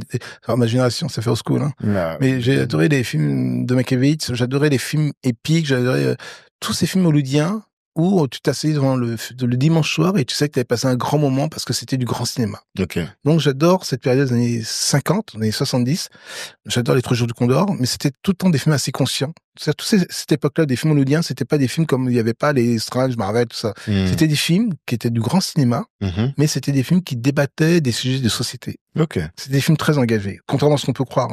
C'était des films d'Hollywood, mais c'était fait par des réalisateurs qui étaient plus ou moins des auteurs européens, le plus souvent, mais c'était des films qui traitaient des sujets de la société. De leur société ou mondiale. Et moi, ces films m'ont beaucoup influencé. Beaucoup influencé parce que c'était super. Il y avait des grands acteurs. Il y a Paul Newman, c'est McQueen. C'était des thrillers, enfin, toi, mais, et ces films m'ont beaucoup influencé ado. Et puis, ensuite, je pense que j'ai regardé après des films d'auteur pour parfaire mon éducation. Et aujourd'hui, ma patte, c'est, puis je regarde aussi les films de Bruce Lee. Tu vois? Et je pense que là-dedans, puis les films après afro-américains, les Shaft, tout ça, qui était plutôt dans la possession, au souci de Badasson, tu vois. Et puis, je pense que ma patte, elle est venue avec la musique urbaine, hip-hop, et je pense que j'ai mélangé tout ça, et ça donnait ce que j'appelle la créolisation, au sens propre, de mon cinéma. C'est-à-dire que c'est un mélange de genres, où je suis un fan de films de thriller, je suis un fan de films épiques, je suis un fan de films conscients, et j'ai besoin de la conscience pour faire mon cinéma, parce que je veux que mon cinéma soit utile. Et donc, aujourd'hui, si j'ai une interprétation de mon travail, c'est des films créoles, quoi. Des films où le genre est mélangé et qui devient presque atypique, parce que c'est pas là-dedans que l'industrie nous a repéré, quoi. Nous, aujourd'hui, on veut qu'on fasse des films de comédie, enfin, je crois en majorité, et qui sont très bien ciblés, qui sont pas relous, qui sont sur des thèmes de sociétal, mais ça doit passer par le rire pour dédramatiser justement toutes les problématiques qu'on a dans nos sociétés. Voilà, c'est ce qu'on a eu pendant 20 ans. Pendant 20 ans, on a eu que des films de comédie faits par des gens qui nous ressemblent, qui sont censés penser comme nous, qui sont censés nous protéger qui sont censés nous protéger et pas nous caricaturer.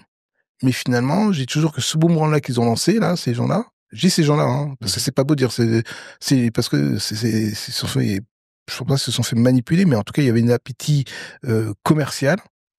Ils ont lancé un frisbee il y a maintenant 20 ans, et ce frisbee nous est revenu en pleine gueule, parce qu'aujourd'hui, on parle de valeur inversée. Et ils ont contribué à porter la valeur inversée, de faire passer des gens qui se battent contre le racisme comme des racistes eux-mêmes. C'est-à-dire qu'ils ont libéré la parole, ils ont libéré l'acte, et ça s'est fait d'abord dans le cinéma, et puis derrière, la politique a trouvé le chemin, la politique a pris le chemin, et aujourd'hui c'est devenu un phénomène général, c'est-à-dire que tu peux plus contester quelque chose, sinon on t'accuse toi-même d'être contre la chose sur laquelle que tu défends. C'est complexe ce que tu dis. Mais c'est bien comprendre exactement qu'est-ce que tu es en train de dire. Quand tu dis, tu contestes quelque chose et finalement, on te considère comme étant celui qui promeut ce que tu contestais. Exactement. Mais comment ça c'est? Est-ce que t'as un exemple concret? Oui, très clairement, c'est-à-dire aujourd'hui. Alors, si tu prends les années 80, les années 70, c'est-à-dire que quand tu vois des films comme Black Micmac, comme tous ces films qui ont porté très haut la discrimination, qui étaient pour nous des films qui étaient censés montrer visuellement ce que est la discrimination. Aujourd'hui, ces gens-là, pas ces gens-là, ces films-là, c'était fait par des réalisateurs. Ouais, on s'est compris.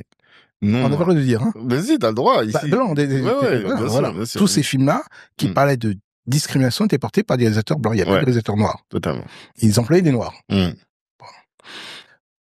Ensuite, la porte s'est ouverte. Et derrière, on est OK. Quel genre de film que maintenant qu'aujourd'hui, dans les années 2000, on peut faire. Et tu sens que bon, il y a possibilité pour certaines personnes du stand-up de passer à une autorité cinématographique. Avec une conscience, parce que dans leur stand-up, ils rigolent de tout, et donc on dit avec une conscience, quoi, avec une conscience intéressante. Donc tu dis, ces gars-là, ils sont avec nous parce que ils tapent dans la société avec du cyanure, et ils disent des choses qui nous font rire. Enfin, c'est enfants de Coluche, quoi. Ces enfants de Coluche, de Farid Chopel, tout ça. Après, ces gens-là passent dans une industrie qui n'est pas aussi libre que le stand-up. Ok. Donc, fatalement, c'est des mecs malins, ils disent, bon, OK, on va passer par la comédie, parce que par là, c'est plus facile, et on va leur faire à l'envers, et puis après, on va prendre la notoriété, puis on va faire nos films à nous, un peu plus roots. Mais sauf que quand tu connais du cinéma, quelqu'un qui fait de la comédie, c'est très rare de faire la pirouette dans les films dramatiques. C'est très rare. Ouais. Même Eddie Murphy n'a pas réussi. Quoi. Ouais, tout à fait. Kevin Hart n'a pas réussi. C'est très compliqué. Donc, ils font leurs films qui sont... Après, on peut l'énumérer. Après, moi, je trouve que c'est mieux de débattre et de parler sérieusement, parce que souvent, donc, ils font leurs films, ils font Casse Départ, ils font tous ces films-là, ils font l'Ascension, ils font tous ces films-là dans lesquels ça fait des millions d'entrées, ça se passe très bien et tout avec ça. Et donc, tu dis, bon, voilà, c'est point de départ de tout. Omar Sy, avec ses films, tu dis, c'est point de départ pour arriver à quelque chose, tout d'un coup, on va pouvoir attraper la bête et la renverser, et finalement faire des films sur lesquels nous aujourd'hui on est beaucoup dans des dramas, des films sérieux, quoi. Et finalement ça fait tellement d'argent et l'industrie ferme tout pour que ça ne bouge pas. Et tu te rends compte que en décomplexant la parole, en riant de nous-mêmes, tu sais pas que d'une façon anthropologiquement parlant, celui qui reçoit ça et qui voit que le noir finalement il est plus dans la caricature victimaire, mais il précède la caricature, c'est-à-dire il se met à caricaturer ses conteneurs. Il dit, mais attends, mais toi, si tu parles comme ça des Noirs, nous aussi, on peut y aller. Il y a plus de filtre. Okay. Le filtre n'existe plus. Il y a plus de rempart. C'est-à-dire que demain, moi, en caricature, je me bats avec quelqu'un. Mais tu peux pas te battre avec ton frère qui rigole de toi. Parce que c'est lui aussi. C'est lui aussi. Ouais. Et donc, tu dis, bon, là, ça devient un peu compliqué. Et j'en veux à personne, parce que c'est aussi ça, la sociologie. C'est que tu apprends de ce qui s'est passé. Et on n'est pas tous visionnaires, tu vois. Et tu dis, c'est un peu gênant, mais tu rigoles quand même. Tu rigoles quand même. Et, alors, tu vas à la neige, mais tu rigoles quand même. Toi, c'est pas les bronzés, mais tu rigoles quand même. Parce que c'est le courant dans lequel tu es lancé. Et à la finalité, ce qui donne, c'est que tous ces millions de gens, quand ils voient ce film-là, aujourd'hui, c'est ancré éducativement dans leur tête. Ouais. Et donc, du coup, quand les mecs, ils repartent pour aller voter, pour vivre, on repart sur les années 60 où tu rigoles du noir, tu rigoles de la caricature. Toi, c'est tout le travail qui a été fait, militantisme et consciemment intellectuel sur entre 50 et, on va dire, 90, il est balayé à cause du cinéma. À cause de tous ces mecs-là qui, avec intelligence et avec talent, ont contribué à décomplexer le regard que nos parents ont mis des années à remettre en colonne vertébrale, quoi. Ouais, je comprends. Et aujourd'hui, c'est le grand jugement. Parce que tout se paye. Alors, ce qui se paye, c'est que nous, entre-temps, on mûrit, le public noir en mûrit, et quand on voit ces films arriver, on fait c'est plus la même histoire qu'on avait 20 ans. Parce que tu passes de 25 ans, 30 ans à 40 ans, et là tu dis, c'est vrai que c'était des films de jeunesse, on a bien rigolé dessus, mais là, la société s'est endurcie, et ces films-là n'ont pas mal vieilli, mais le discours politique nous a mis des claques, et là, voilà. Et là, tu dis, tu comprends plus. Tu dis, mais attends, mec, tu rigolais sur les films il y a 20 ans, là maintenant, tu veux pas les voir. Et parce que on a avancé. J'aime bien ce que tu dis quand tu dis que la communauté mûrit. C'est ça au final. Ouais, c'est ça qui s'est passé là. Que effectivement, t'as une première. Les blancs n'ont pas mûri, nous on a mûri. Ouais. C'est ça qui est dramatique. Parce que ça passe à TF1, eux ils rigolent pareil sur leur canapé. Mais la communauté. C'est ça. Et donc maintenant, ça voudrait dire que théoriquement, si on t'entend, on est mûr pour aller voir un autre style de cinéma aussi. Par exemple, pour aller voir du Malcolm X à l'époque. Tu vois. Et c'est nous, c'est ce que c'est ça. C'est notre génération. Mais est-ce que tu penses donc qu'on est assez mûr pour aller voir massivement du Fanon? Parce que j'imagine que il met pas de plume dans son derrière pour danser, tu vois. Le film là, il est très sérieux, très engagé, en plus Fanon déjà en plus.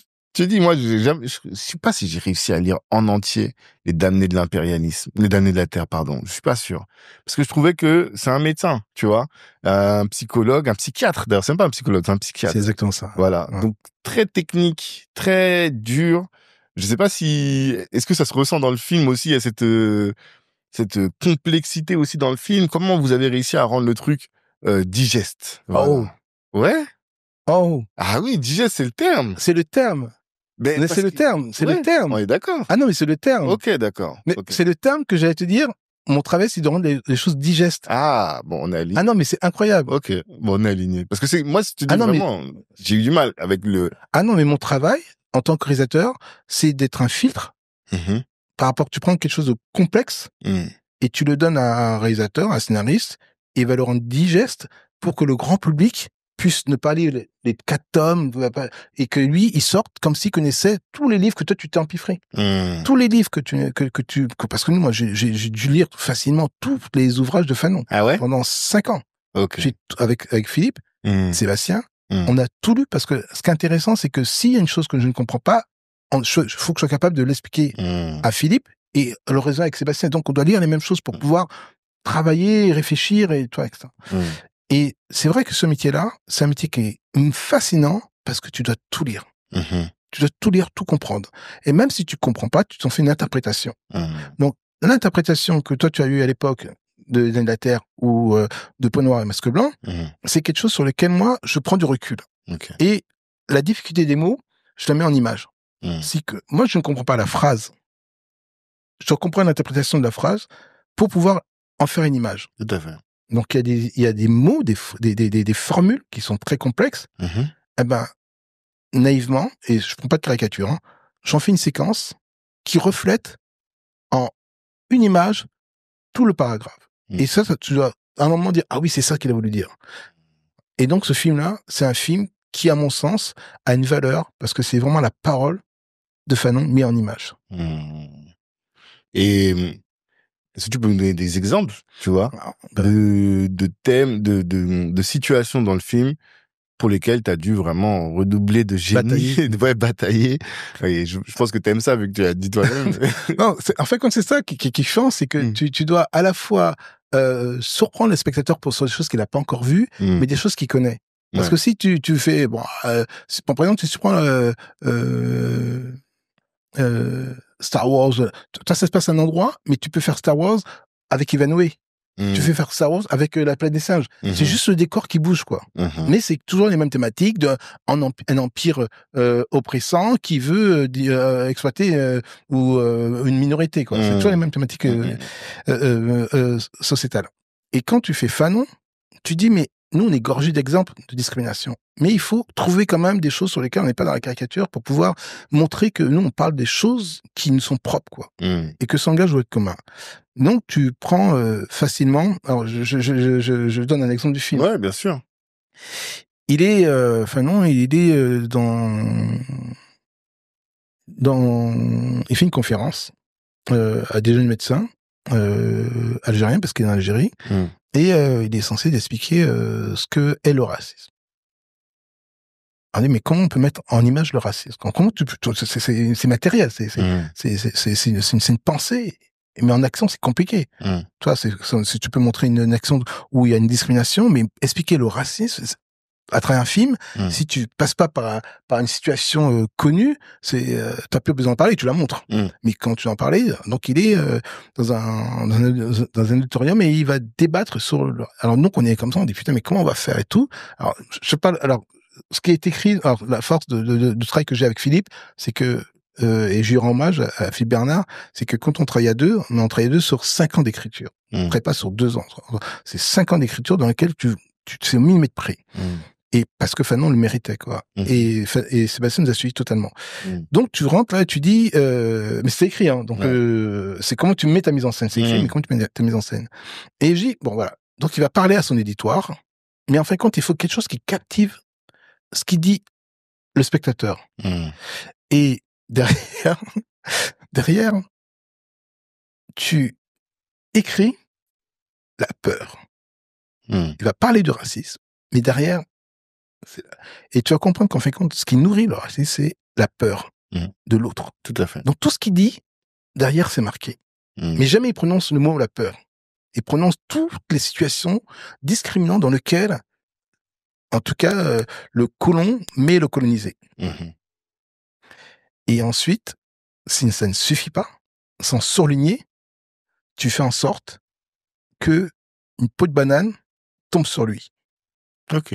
Et là, tu te rattaches à au contemporain. Quoi. Tu rattaches ton film à l'actualité des stades de foot, de tous ces endroits. Et là, t'as ta situation. Et t'as pris une liberté par rapport à ce qui s'est passé réellement. Oui, c'est ça, c'est l'interprétation, c'est ce côté digeste. C'est-à-dire qu'au lieu d'écrire un long pamphlet, il va dire, oui, vous savez, nanana, ce que Fanon faisait, il disséquait totalement sur le racisme et le colonisé. Eh ben, nous, on doit mettre ça en image. Et pour le mettre en image, il faut trouver des choses qui sont percutantes. Donc, il y a le mot, la peur, il y a le lancer de la banane, et tu comprends que tout ce qu'il dit, c'est du factuel, c'est du réel. Et c'est pas lui en train de penser et philosopher dessus. Totalement. Et nous-mêmes, ça nous ancre aussi dans notre réalité, des choses que nous-mêmes on a vécues. Parce que toi, tu aurais laissé la peur derrière et tu te mets pas la réalité, il y aurait un côté distancié, quoi. Mais non, tu dois quand même dire, mais ça s'est passé hier, là. Je regardais des matchs de foot, PSG, machin truc, et on lançait des pets de banane au gars. Totalement. Ok. Non, c'est intéressant. Et tu sais, il y a cette phrase-là de Fanon, je pense que tout le monde t'en parle systématiquement. Chaque génération doit, dans une relative opacité, sa mission, accomplir sa mission ou la trahir, exactement. Comment tu penses que quelqu'un comme Frantz Fanon peut inspirer par son travail, par sa manière son travail, je veux dire, par le sens de son engagement, par sa manière de travailler aussi, comment est-ce qu'il peut inspirer notre jeunesse entrepreneur, notre jeunesse noire entrepreneur, tu vois? Déjà, je pense que c'était un scientifique, c'est un médecin. Donc, c'était forcément quelqu'un qui avait un parcours d'étudiant brillant. Donc, c'est accumuler le savoir, être au niveau de tous ses collègues. Je pense que c'est la première chose. Si on veut être audible, il faut être au niveau de tous ceux qui t'entourent et peu importe la couleur de peau. C'est-à-dire que là, il n'y a pas de jugement. Si tu es bon, logiquement, tu dois passer. Tu dois être devant ou à côté ou accompagné, mais tu dois être à ta place légitimement. Donc, je pense que Fanon, le fait d'être un psychiatre médecin, c'est qu'il avait le parcours nécessaire pour avoir le titre. Donc, pour moi, c'est le point de départ. C'est, on veut être audible au niveau dans l'entrepreneuriat, dans la fabrication, dans la créativité, c'est être audible. Ou, si tu as pas, comme on avait dit, le parcours scolaire, dans ton côté autodidacte, tu dois être aussi performant que celui qui a fait un parcours scolaire. C'est-à-dire que tu dois avoir le savoir, tu dois être l'égalité, tu dois avoir une culture cinématographique, une culture générale, tu dois être audible. C'est-à-dire tu peux pas... et là, je fais des expériences. Si j'aurais pas eu, en tout cas, cette égalité, mais jamais on m'aurait pris au sérieux. Les mecs, t'as la banlieue, t'as pas fait d'études, prends le câble, branche-le et fais pas chier, quoi. Donc, vas-y, je te laisse terminer. Donc, c'est pour moi, c'est premier. C'est d'être intellectuellement au niveau de l'endroit où tu t'assois, à face de la personne où tu t'assois. Okay. C'est le premier respect que tu dois donner à ton interlocuteur. C'est d'être, et puis lui, si tu donnes ce respect-là, fatalement, il va te regarder et puis il va commencer à engrainer avec toi. Il va commencer à dire, ah, mais on peut faire des affaires ensemble, toi et moi, parce que toi, voilà, il va se sentir stimulé. Ouais. Il va se sentir stimulé. Et puis, le deal se fait comme ça. C'est le rapport avec un réalisateur, un producteur, c'est le rapport avec un réalisateur, un comédien, c'est le rapport avec un réalisateur, avec ses techniciens, c'est le rapport avec tout le monde entier. C'est que mon stimulé fait honneur à celui qui me stimule. Et ensuite, vient la question à mon sens, après, on pourra prendre des exemples, hein, c'est la question de comment moi je me respecte en sachant que mon talent n'est pas négociable. Ok. Et c'est ça qui, enfin, quand c'est là, le grand changement que moi j'ai eu dans ma vie, c'est que quand je partais de très loin, j'avais pas envie de tendre la main à quiconque pour pouvoir bouffer, vivre, les mains dans les poches. Moi, je suis quelqu'un, franchement, j'ai pas honte de le dire, j'ai toujours les mains dans les poches et je me balade partout où je veux.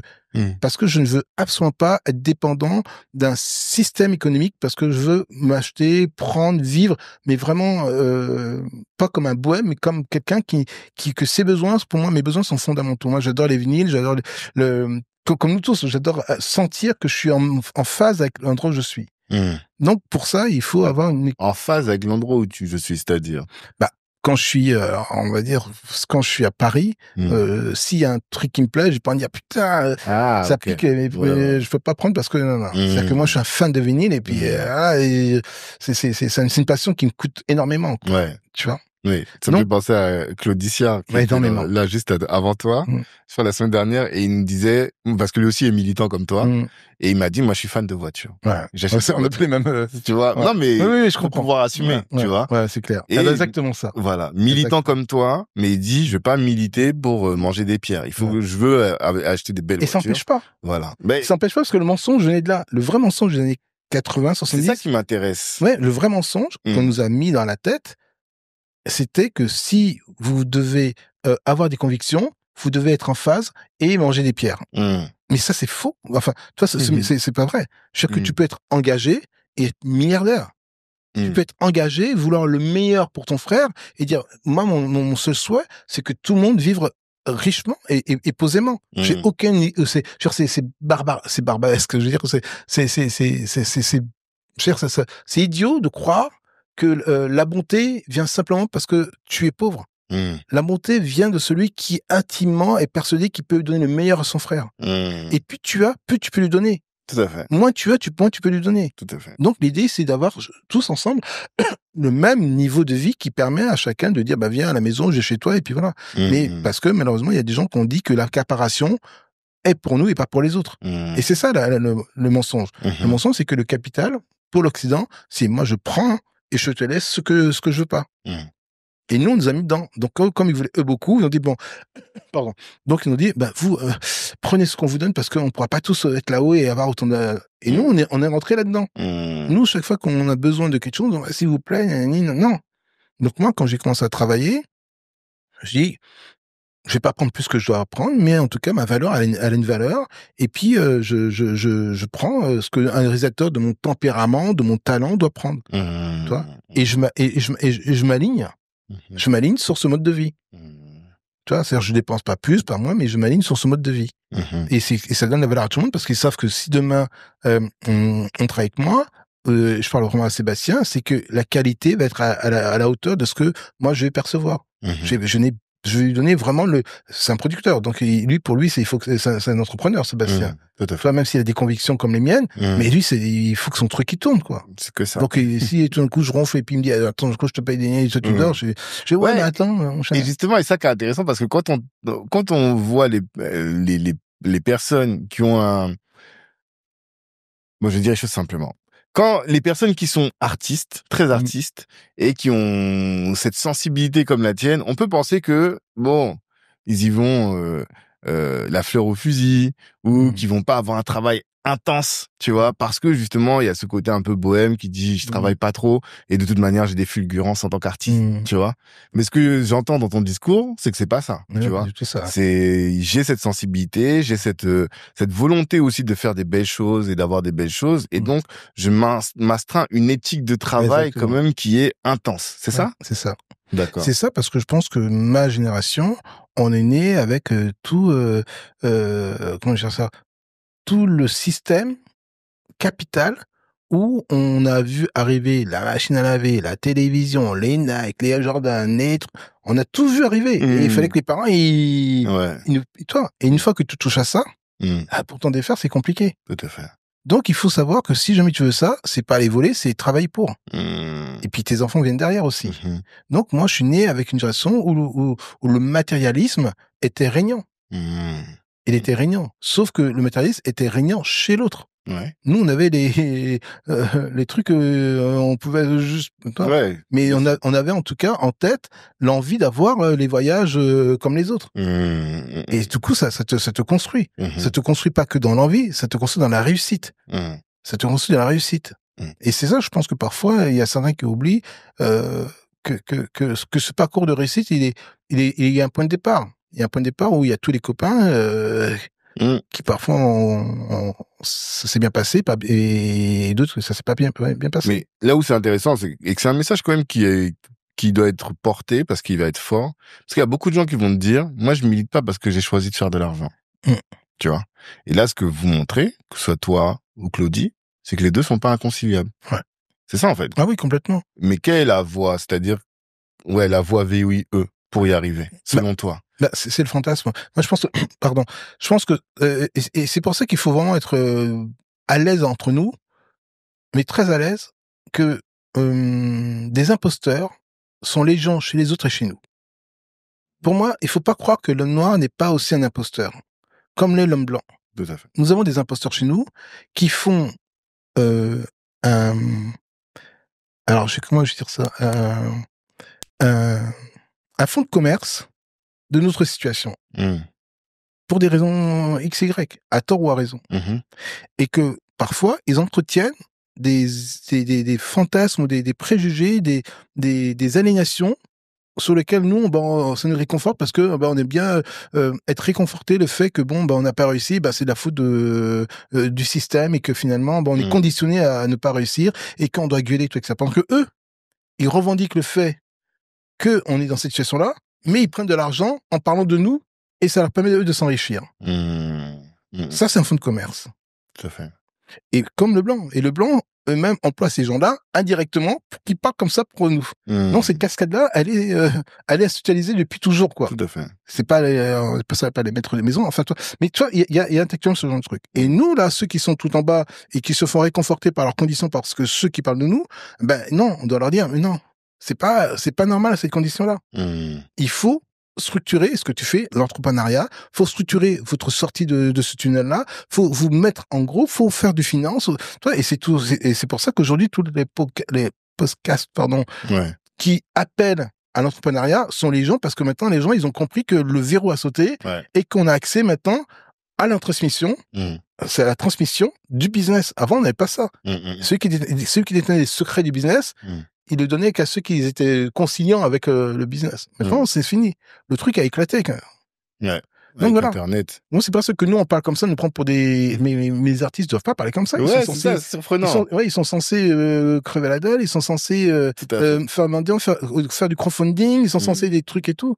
Non, c'est pas vrai. Le métier du cinéma, c'est l'industrie la plus florissante, de toutes les industries. Et nous, on n'a rien dedans.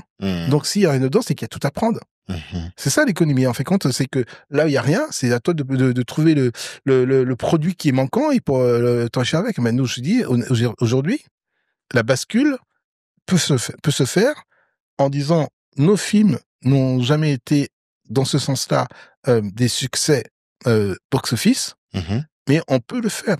On peut aujourd'hui montrer qu'en ayant un discours puissant, un discours fort et en dénonçant les choses sur lesquelles on nous a pervertis, on peut faire des films épiques, intéressants et faire du cinéma. Ok, intéressant. Franchement, moi, c'est un message qui résonne, beaucoup avec ce que nous on fait. Et effectivement, quand tu parles des podcasts, en fait, c'est la parole qui a été libérée. Et parce qu'elle a été libérée, donc maintenant, tout un chacun à son niveau va animer ou diffuser le message pour son audience. Et ça va faire qu'au final, toute la communauté va en ressortir grandi. On espère. Maintenant, si on revient sur Fanon, qu'est-ce qu'on doit mettre en place? Qu'est-ce qu'on doit mettre en œuvre en tant que communauté pour porter ce film, selon toi? Moi, j'ai déjà eu une discussion avec Sébastien, mais je voulais l'avoir avec toi. Moi, je pense qu'il faut être très honnête. Parce que l'honnêteté, c'est que on va voir un film, non pas pour lui donner la force, mais c'est parce qu'on est captivé. Moi, j'ai jamais voir un film italien parce que je donne la force à un Italien. Je vais voir un film parce que ce film m'interpelle. Ouais.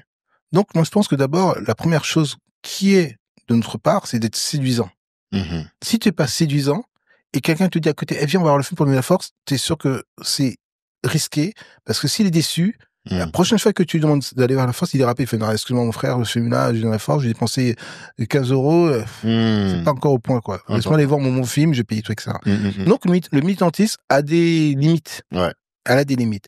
Et le travail que moi j'ai toujours fait, j'ai jamais voulu qu'on me donne de la force. J'ai toujours dit aux gens, même si ça a été compliqué parfois, venez voir mes films, parce que ce sont des vrais films de cinéastes. Okay. Ce sont des vrais films de cinéastes. Les probons sont les miens, mon engagement est le mien, mais d'abord, je vous invite à aller au cinéma.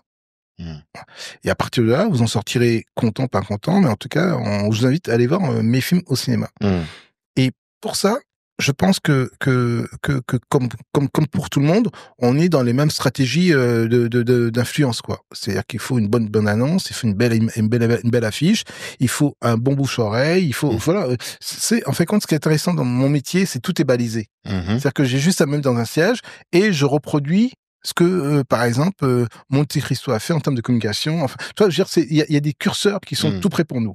Bande-annonce, affiche, presse, et tous ces signaux, quand ils sont tous au vert, ça permet à quelqu'un qui n'a pas entendu parler de Fanon, à quelqu'un qui est sceptique sur le résultat, de dire, ah bon, la critique a été bonne, la bande-annonce elle est pas mal, l'affiche elle est sympa, allez, viens, on y va. Toi, t'as fait ta part. Voilà. Et ça, c'est gagné. Si t'as fait ça, t'as fait ta part. Voilà.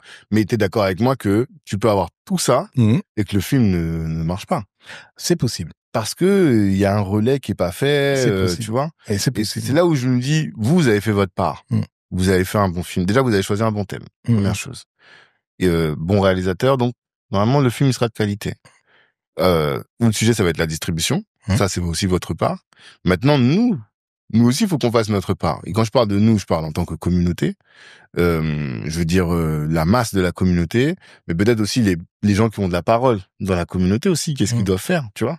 Comment est-ce que nous, on doit accompagner? Quelle est notre part, selon toi, dans cette aventure-là? Bah, très facilement, moi, je dirais, je reprends deux fois. Ouais. La première fois que je réponds, je dirais que c'est une histoire d'ambition. Et c'est une histoire d'ambition et une histoire alors, je cherche le mot, je trouve le mot, mais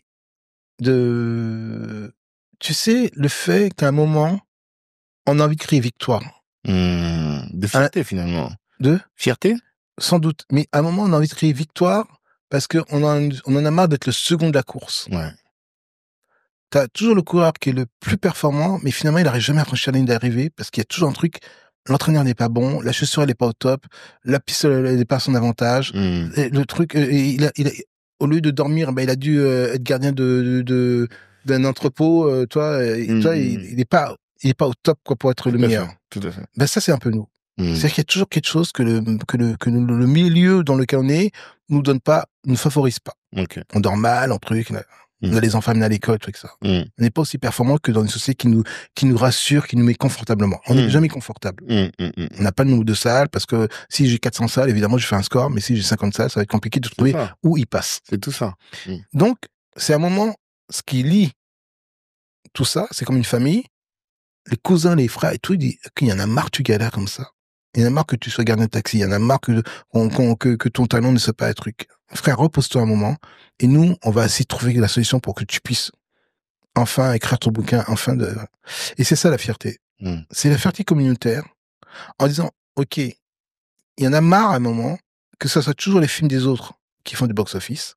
Toujours les comédies des mêmes gars qui font du box-office.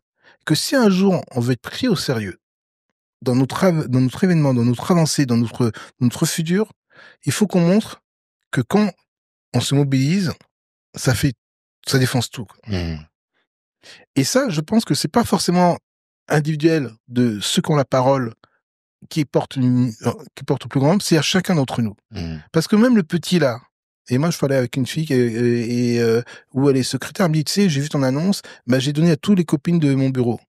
Elle a pas d'autre audimat que celle de son bureau, mais elle l'a fait. Déjà ça, exactement. Elle l'a fait. Tu vois. Et que parfois même, ceux qui ont la puissance médiatique, ça peut gêner, et je pense à ceux qui sont médiatiquement très reconnus dans ces marques, que tu parles d'un film sur lequel ça les met en porte-à-faux, quoi. Donc c'est même pas penser à eux, c'est penser à toutes ces petites personnes-là qui savent que aujourd'hui ils ont une fierté qui peut faire en sorte que leur pensée, leur voix soit enfin un outil pour celui qui veut pas entendre. Et c'est là-dessus que je mise. Aujourd'hui, je mise essentiellement, et c'est vrai que depuis qu'on a mis l'affiche en ligne, je n'ai jamais vu une affiche aussi bien relayée. Ouais. Moi, j'ai beaucoup vu sur Instagram. Et toi, et tu dis, mais comment c'est possible, toi? Et ça, c'est parce qu'aujourd'hui, il y a une fierté qui vient d'en bas, qui fait que ça remonte. Tout à fait. Et parce que je pense sincèrement qu'on est arrivé à un point culminant où aujourd'hui, c'est le moment, quoi. Alors, je dis pas que c'est le mien. En tout cas, Fanon était peut-être la personne centraliseur pour dire, c'est le moment. C'est le moment de dire, stop, enough, ça suffit. Maintenant, on va montrer qui nous sommes, ce qu'on est capable de faire. Et je parle pas de moi et de mon film. Je parle vraiment de l'engouement parce que ce film-là, très sincèrement, je l'ai pas fait tout seul. Je l'ai fait en étant poussé par tous ceux qui derrière disent, mec, ça suffit. Si tu fais un film sérieux pour qu'on puisse enfin dire, on y va tous ensemble. Ok. Non, c'est top. Nous, on a besoin de ce type de film. Surtout parce que c'est Fanon. Vraiment. Les damnés de la Terre. C'est un sujet qui est important. Peau noire, masque blanc, sujet qui est important. Est-ce que vous avez parlé de sa mort et de toutes les... Parce que tu sais que j'avais jamais entendu ça, mais comme là, je crois, ça doit être son centenaire ou il y a quelque chose comme ça. Centenaire, ouais. Voilà, donc j'ai vu qu'il y avait plein de documentaires sur lui et il y en a un qui expliquait que on a des doutes sur l'origine de sa mort. Est-ce qu'il serait vraiment mort de maladie ou quoi? Vous en parlez dans le film sans donner la... Moi, je te dis la vérité. Ouais. Très sincèrement, on est... Venez voir le film parce qu'on est dans la réalité. Okay. Je dis aux gens, c'est un film c'est pas un documentaire, c'est un vrai film. Alors, en sens, un vrai film, c'est-à-dire que il y a quelque scénarisé. chose. Ouais, c'est scénarisé, c'est épique, ça remue les ménages. C'est vraiment un film. Alors, je me retire de la peau de, mais je pense que les gens qui l'ont vu. Ok.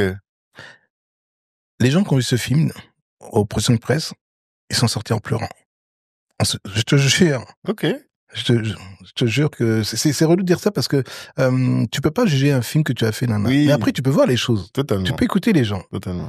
Et voilà. Et les gens qui ont vu ce film, il y a eu beaucoup d'émotions, se sont tenus la main dans la salle, il y a quelque chose de très puissant qui est dans l'âme, dans l'être humain, parce que je pense que avec l'expérience qu'on a, nous, on peut dire des choses que d'autres ne peuvent pas dire. Et c'est ça qu'il y a dans Fanon.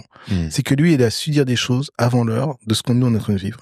Et en faisant ce film-là, en réalisant ce film-là, en le mettant à l'image, il y a des gens qui se sont dit, mais waouh, où on était, quoi. Qu'est-ce qui s'est passé pour aujourd'hui, en 2025, on nous fasse tout ça? Tu vois, ça aurait dû s'arrêter en 1961. Ça aurait dû s'arrêter en 1970, tout ça. Et ils me disent, mais comment on peut accepter encore aujourd'hui tout ce qui se passe et faire en sorte que nous, on n'a pas les moyens d'interagir. Et c'est ça qui fait pleurer les gens. C'est le fait d'être impuissant et de ne pas avoir assez levé le bouclier pour empêcher notre société d'aller vers cette dérive-là. D'accord. Et je pense, avec beaucoup de sincérité, que ce film, il n'est pas arrivé par hasard. On l'a pas fait par hasard. Mais il était... alors, j'aime pas le mot nécessaire, parce que quand c'est nécessaire, c'est-à-dire que tu oublies toute la partie artistique, créative. Mais ce film, il était demandé. Il était demandé par la population. Et l'outil du cinéma était la meilleure façon de rendre hommage à tous ceux qui l'ont demandé. Pour qu'ils aillent ensemble vivre. Main dans la main, cette émotion-là.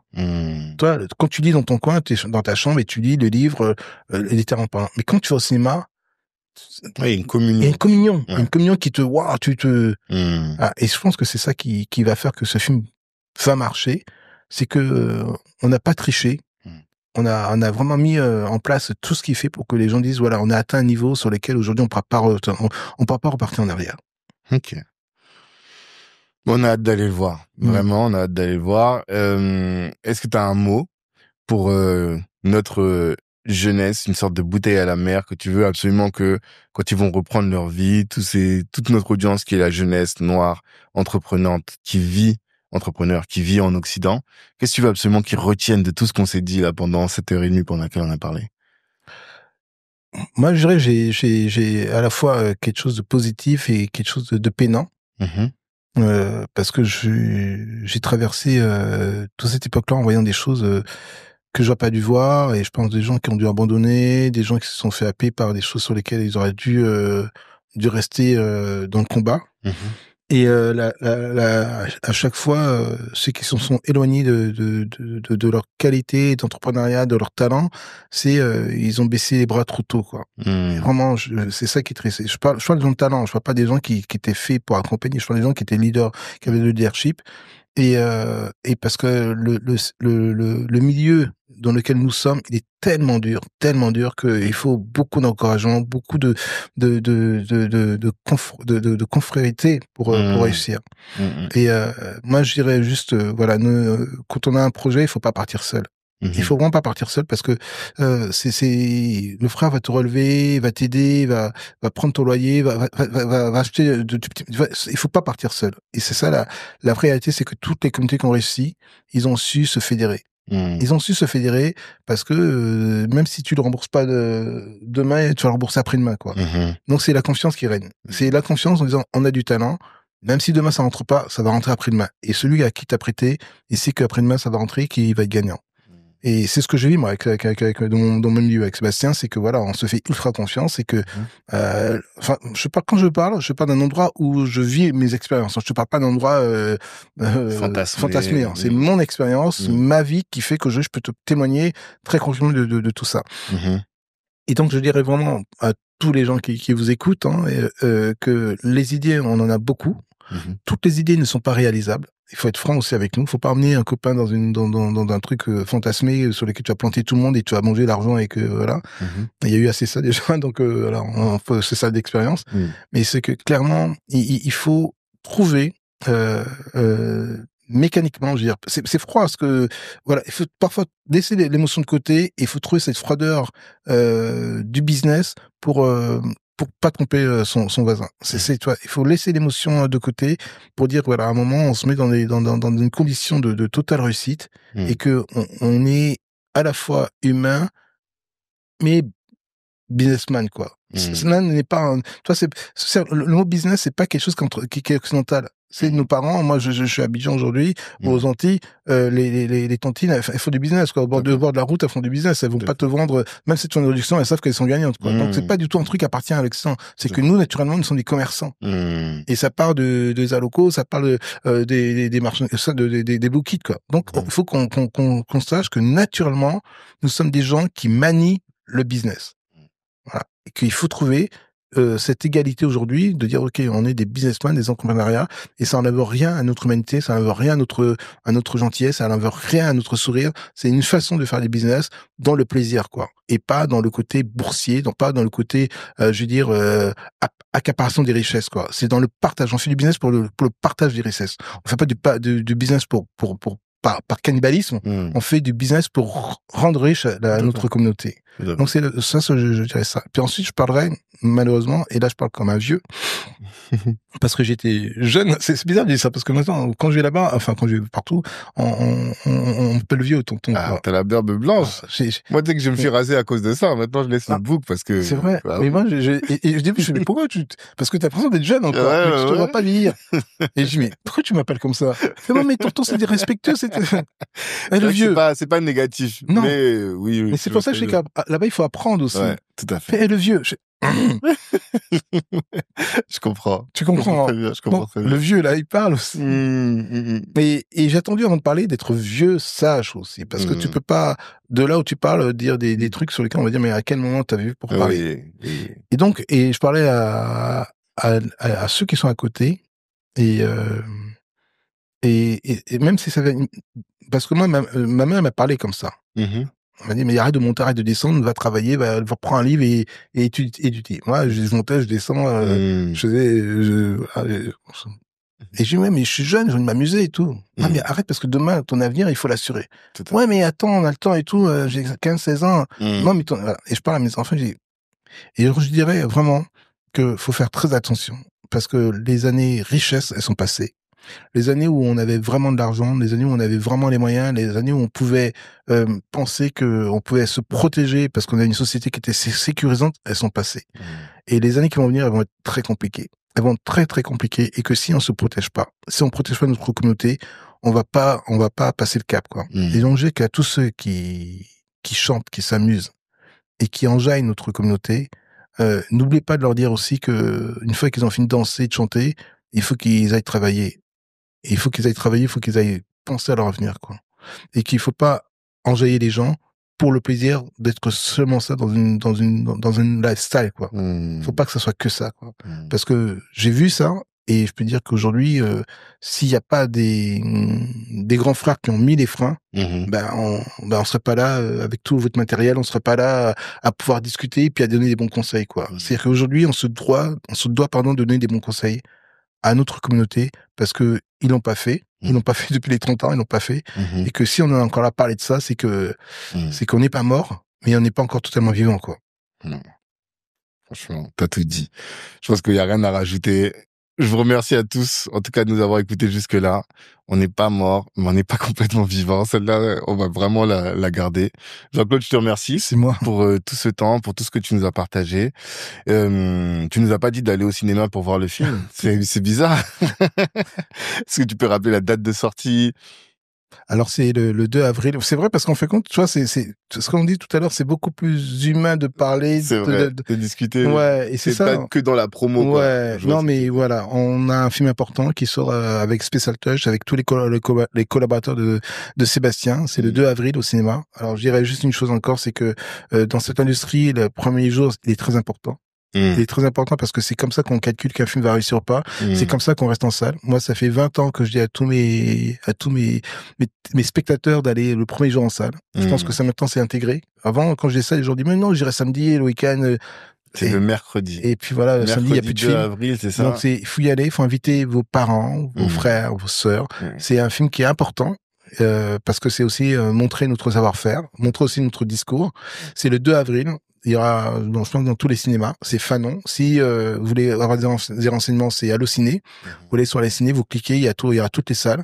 Là, on est encore dans la phase de promotion. Donc, si vous voyez l'affiche arriver vers vous, vous la balancez à tous vos copains. C'est ça, partagez. On partage. Et aujourd'hui, c'est ce qui est beau dans tout ce que je vois, c'est que on est reliés. Il y avait une époque où j'ai fait Negmaron. Je prenais ma petite affichette et naïvement, je partais l'accrocher dans tous les salons de coiffure de Strasbourg-Saint-Denis. Je passais ça.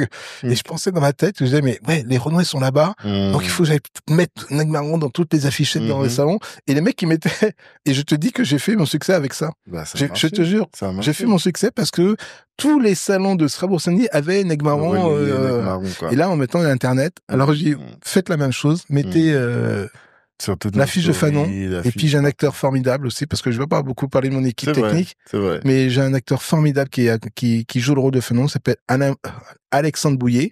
Faut aller le checker aussi sur Instagram. C'est un futur talent, c'est un futur. Alors j'aime pas faire de comparaison, parce que on a notre propre humanité et on ne doit pas singer quiconque, mais il sera. Et ça, je vous l'assure, il sera ce que Denzel Washington a été au cinéma américain, parce qu'avant Denzel, il y avait bon, évidemment, il y avait Sidney Poitier, il y avait des grands acteurs, mais Denzel a quand même révolutionné le cinéma américain. Et je parle pas de noir, je parle aussi de façon générale. Tout à fait. Tout d'un coup, on a donné à un noir des thrillers, des films d'action, et ça, je veux dire, c'est parce que ce mec avait la carrure, l'intelligence et la beauté, et l'intelligence.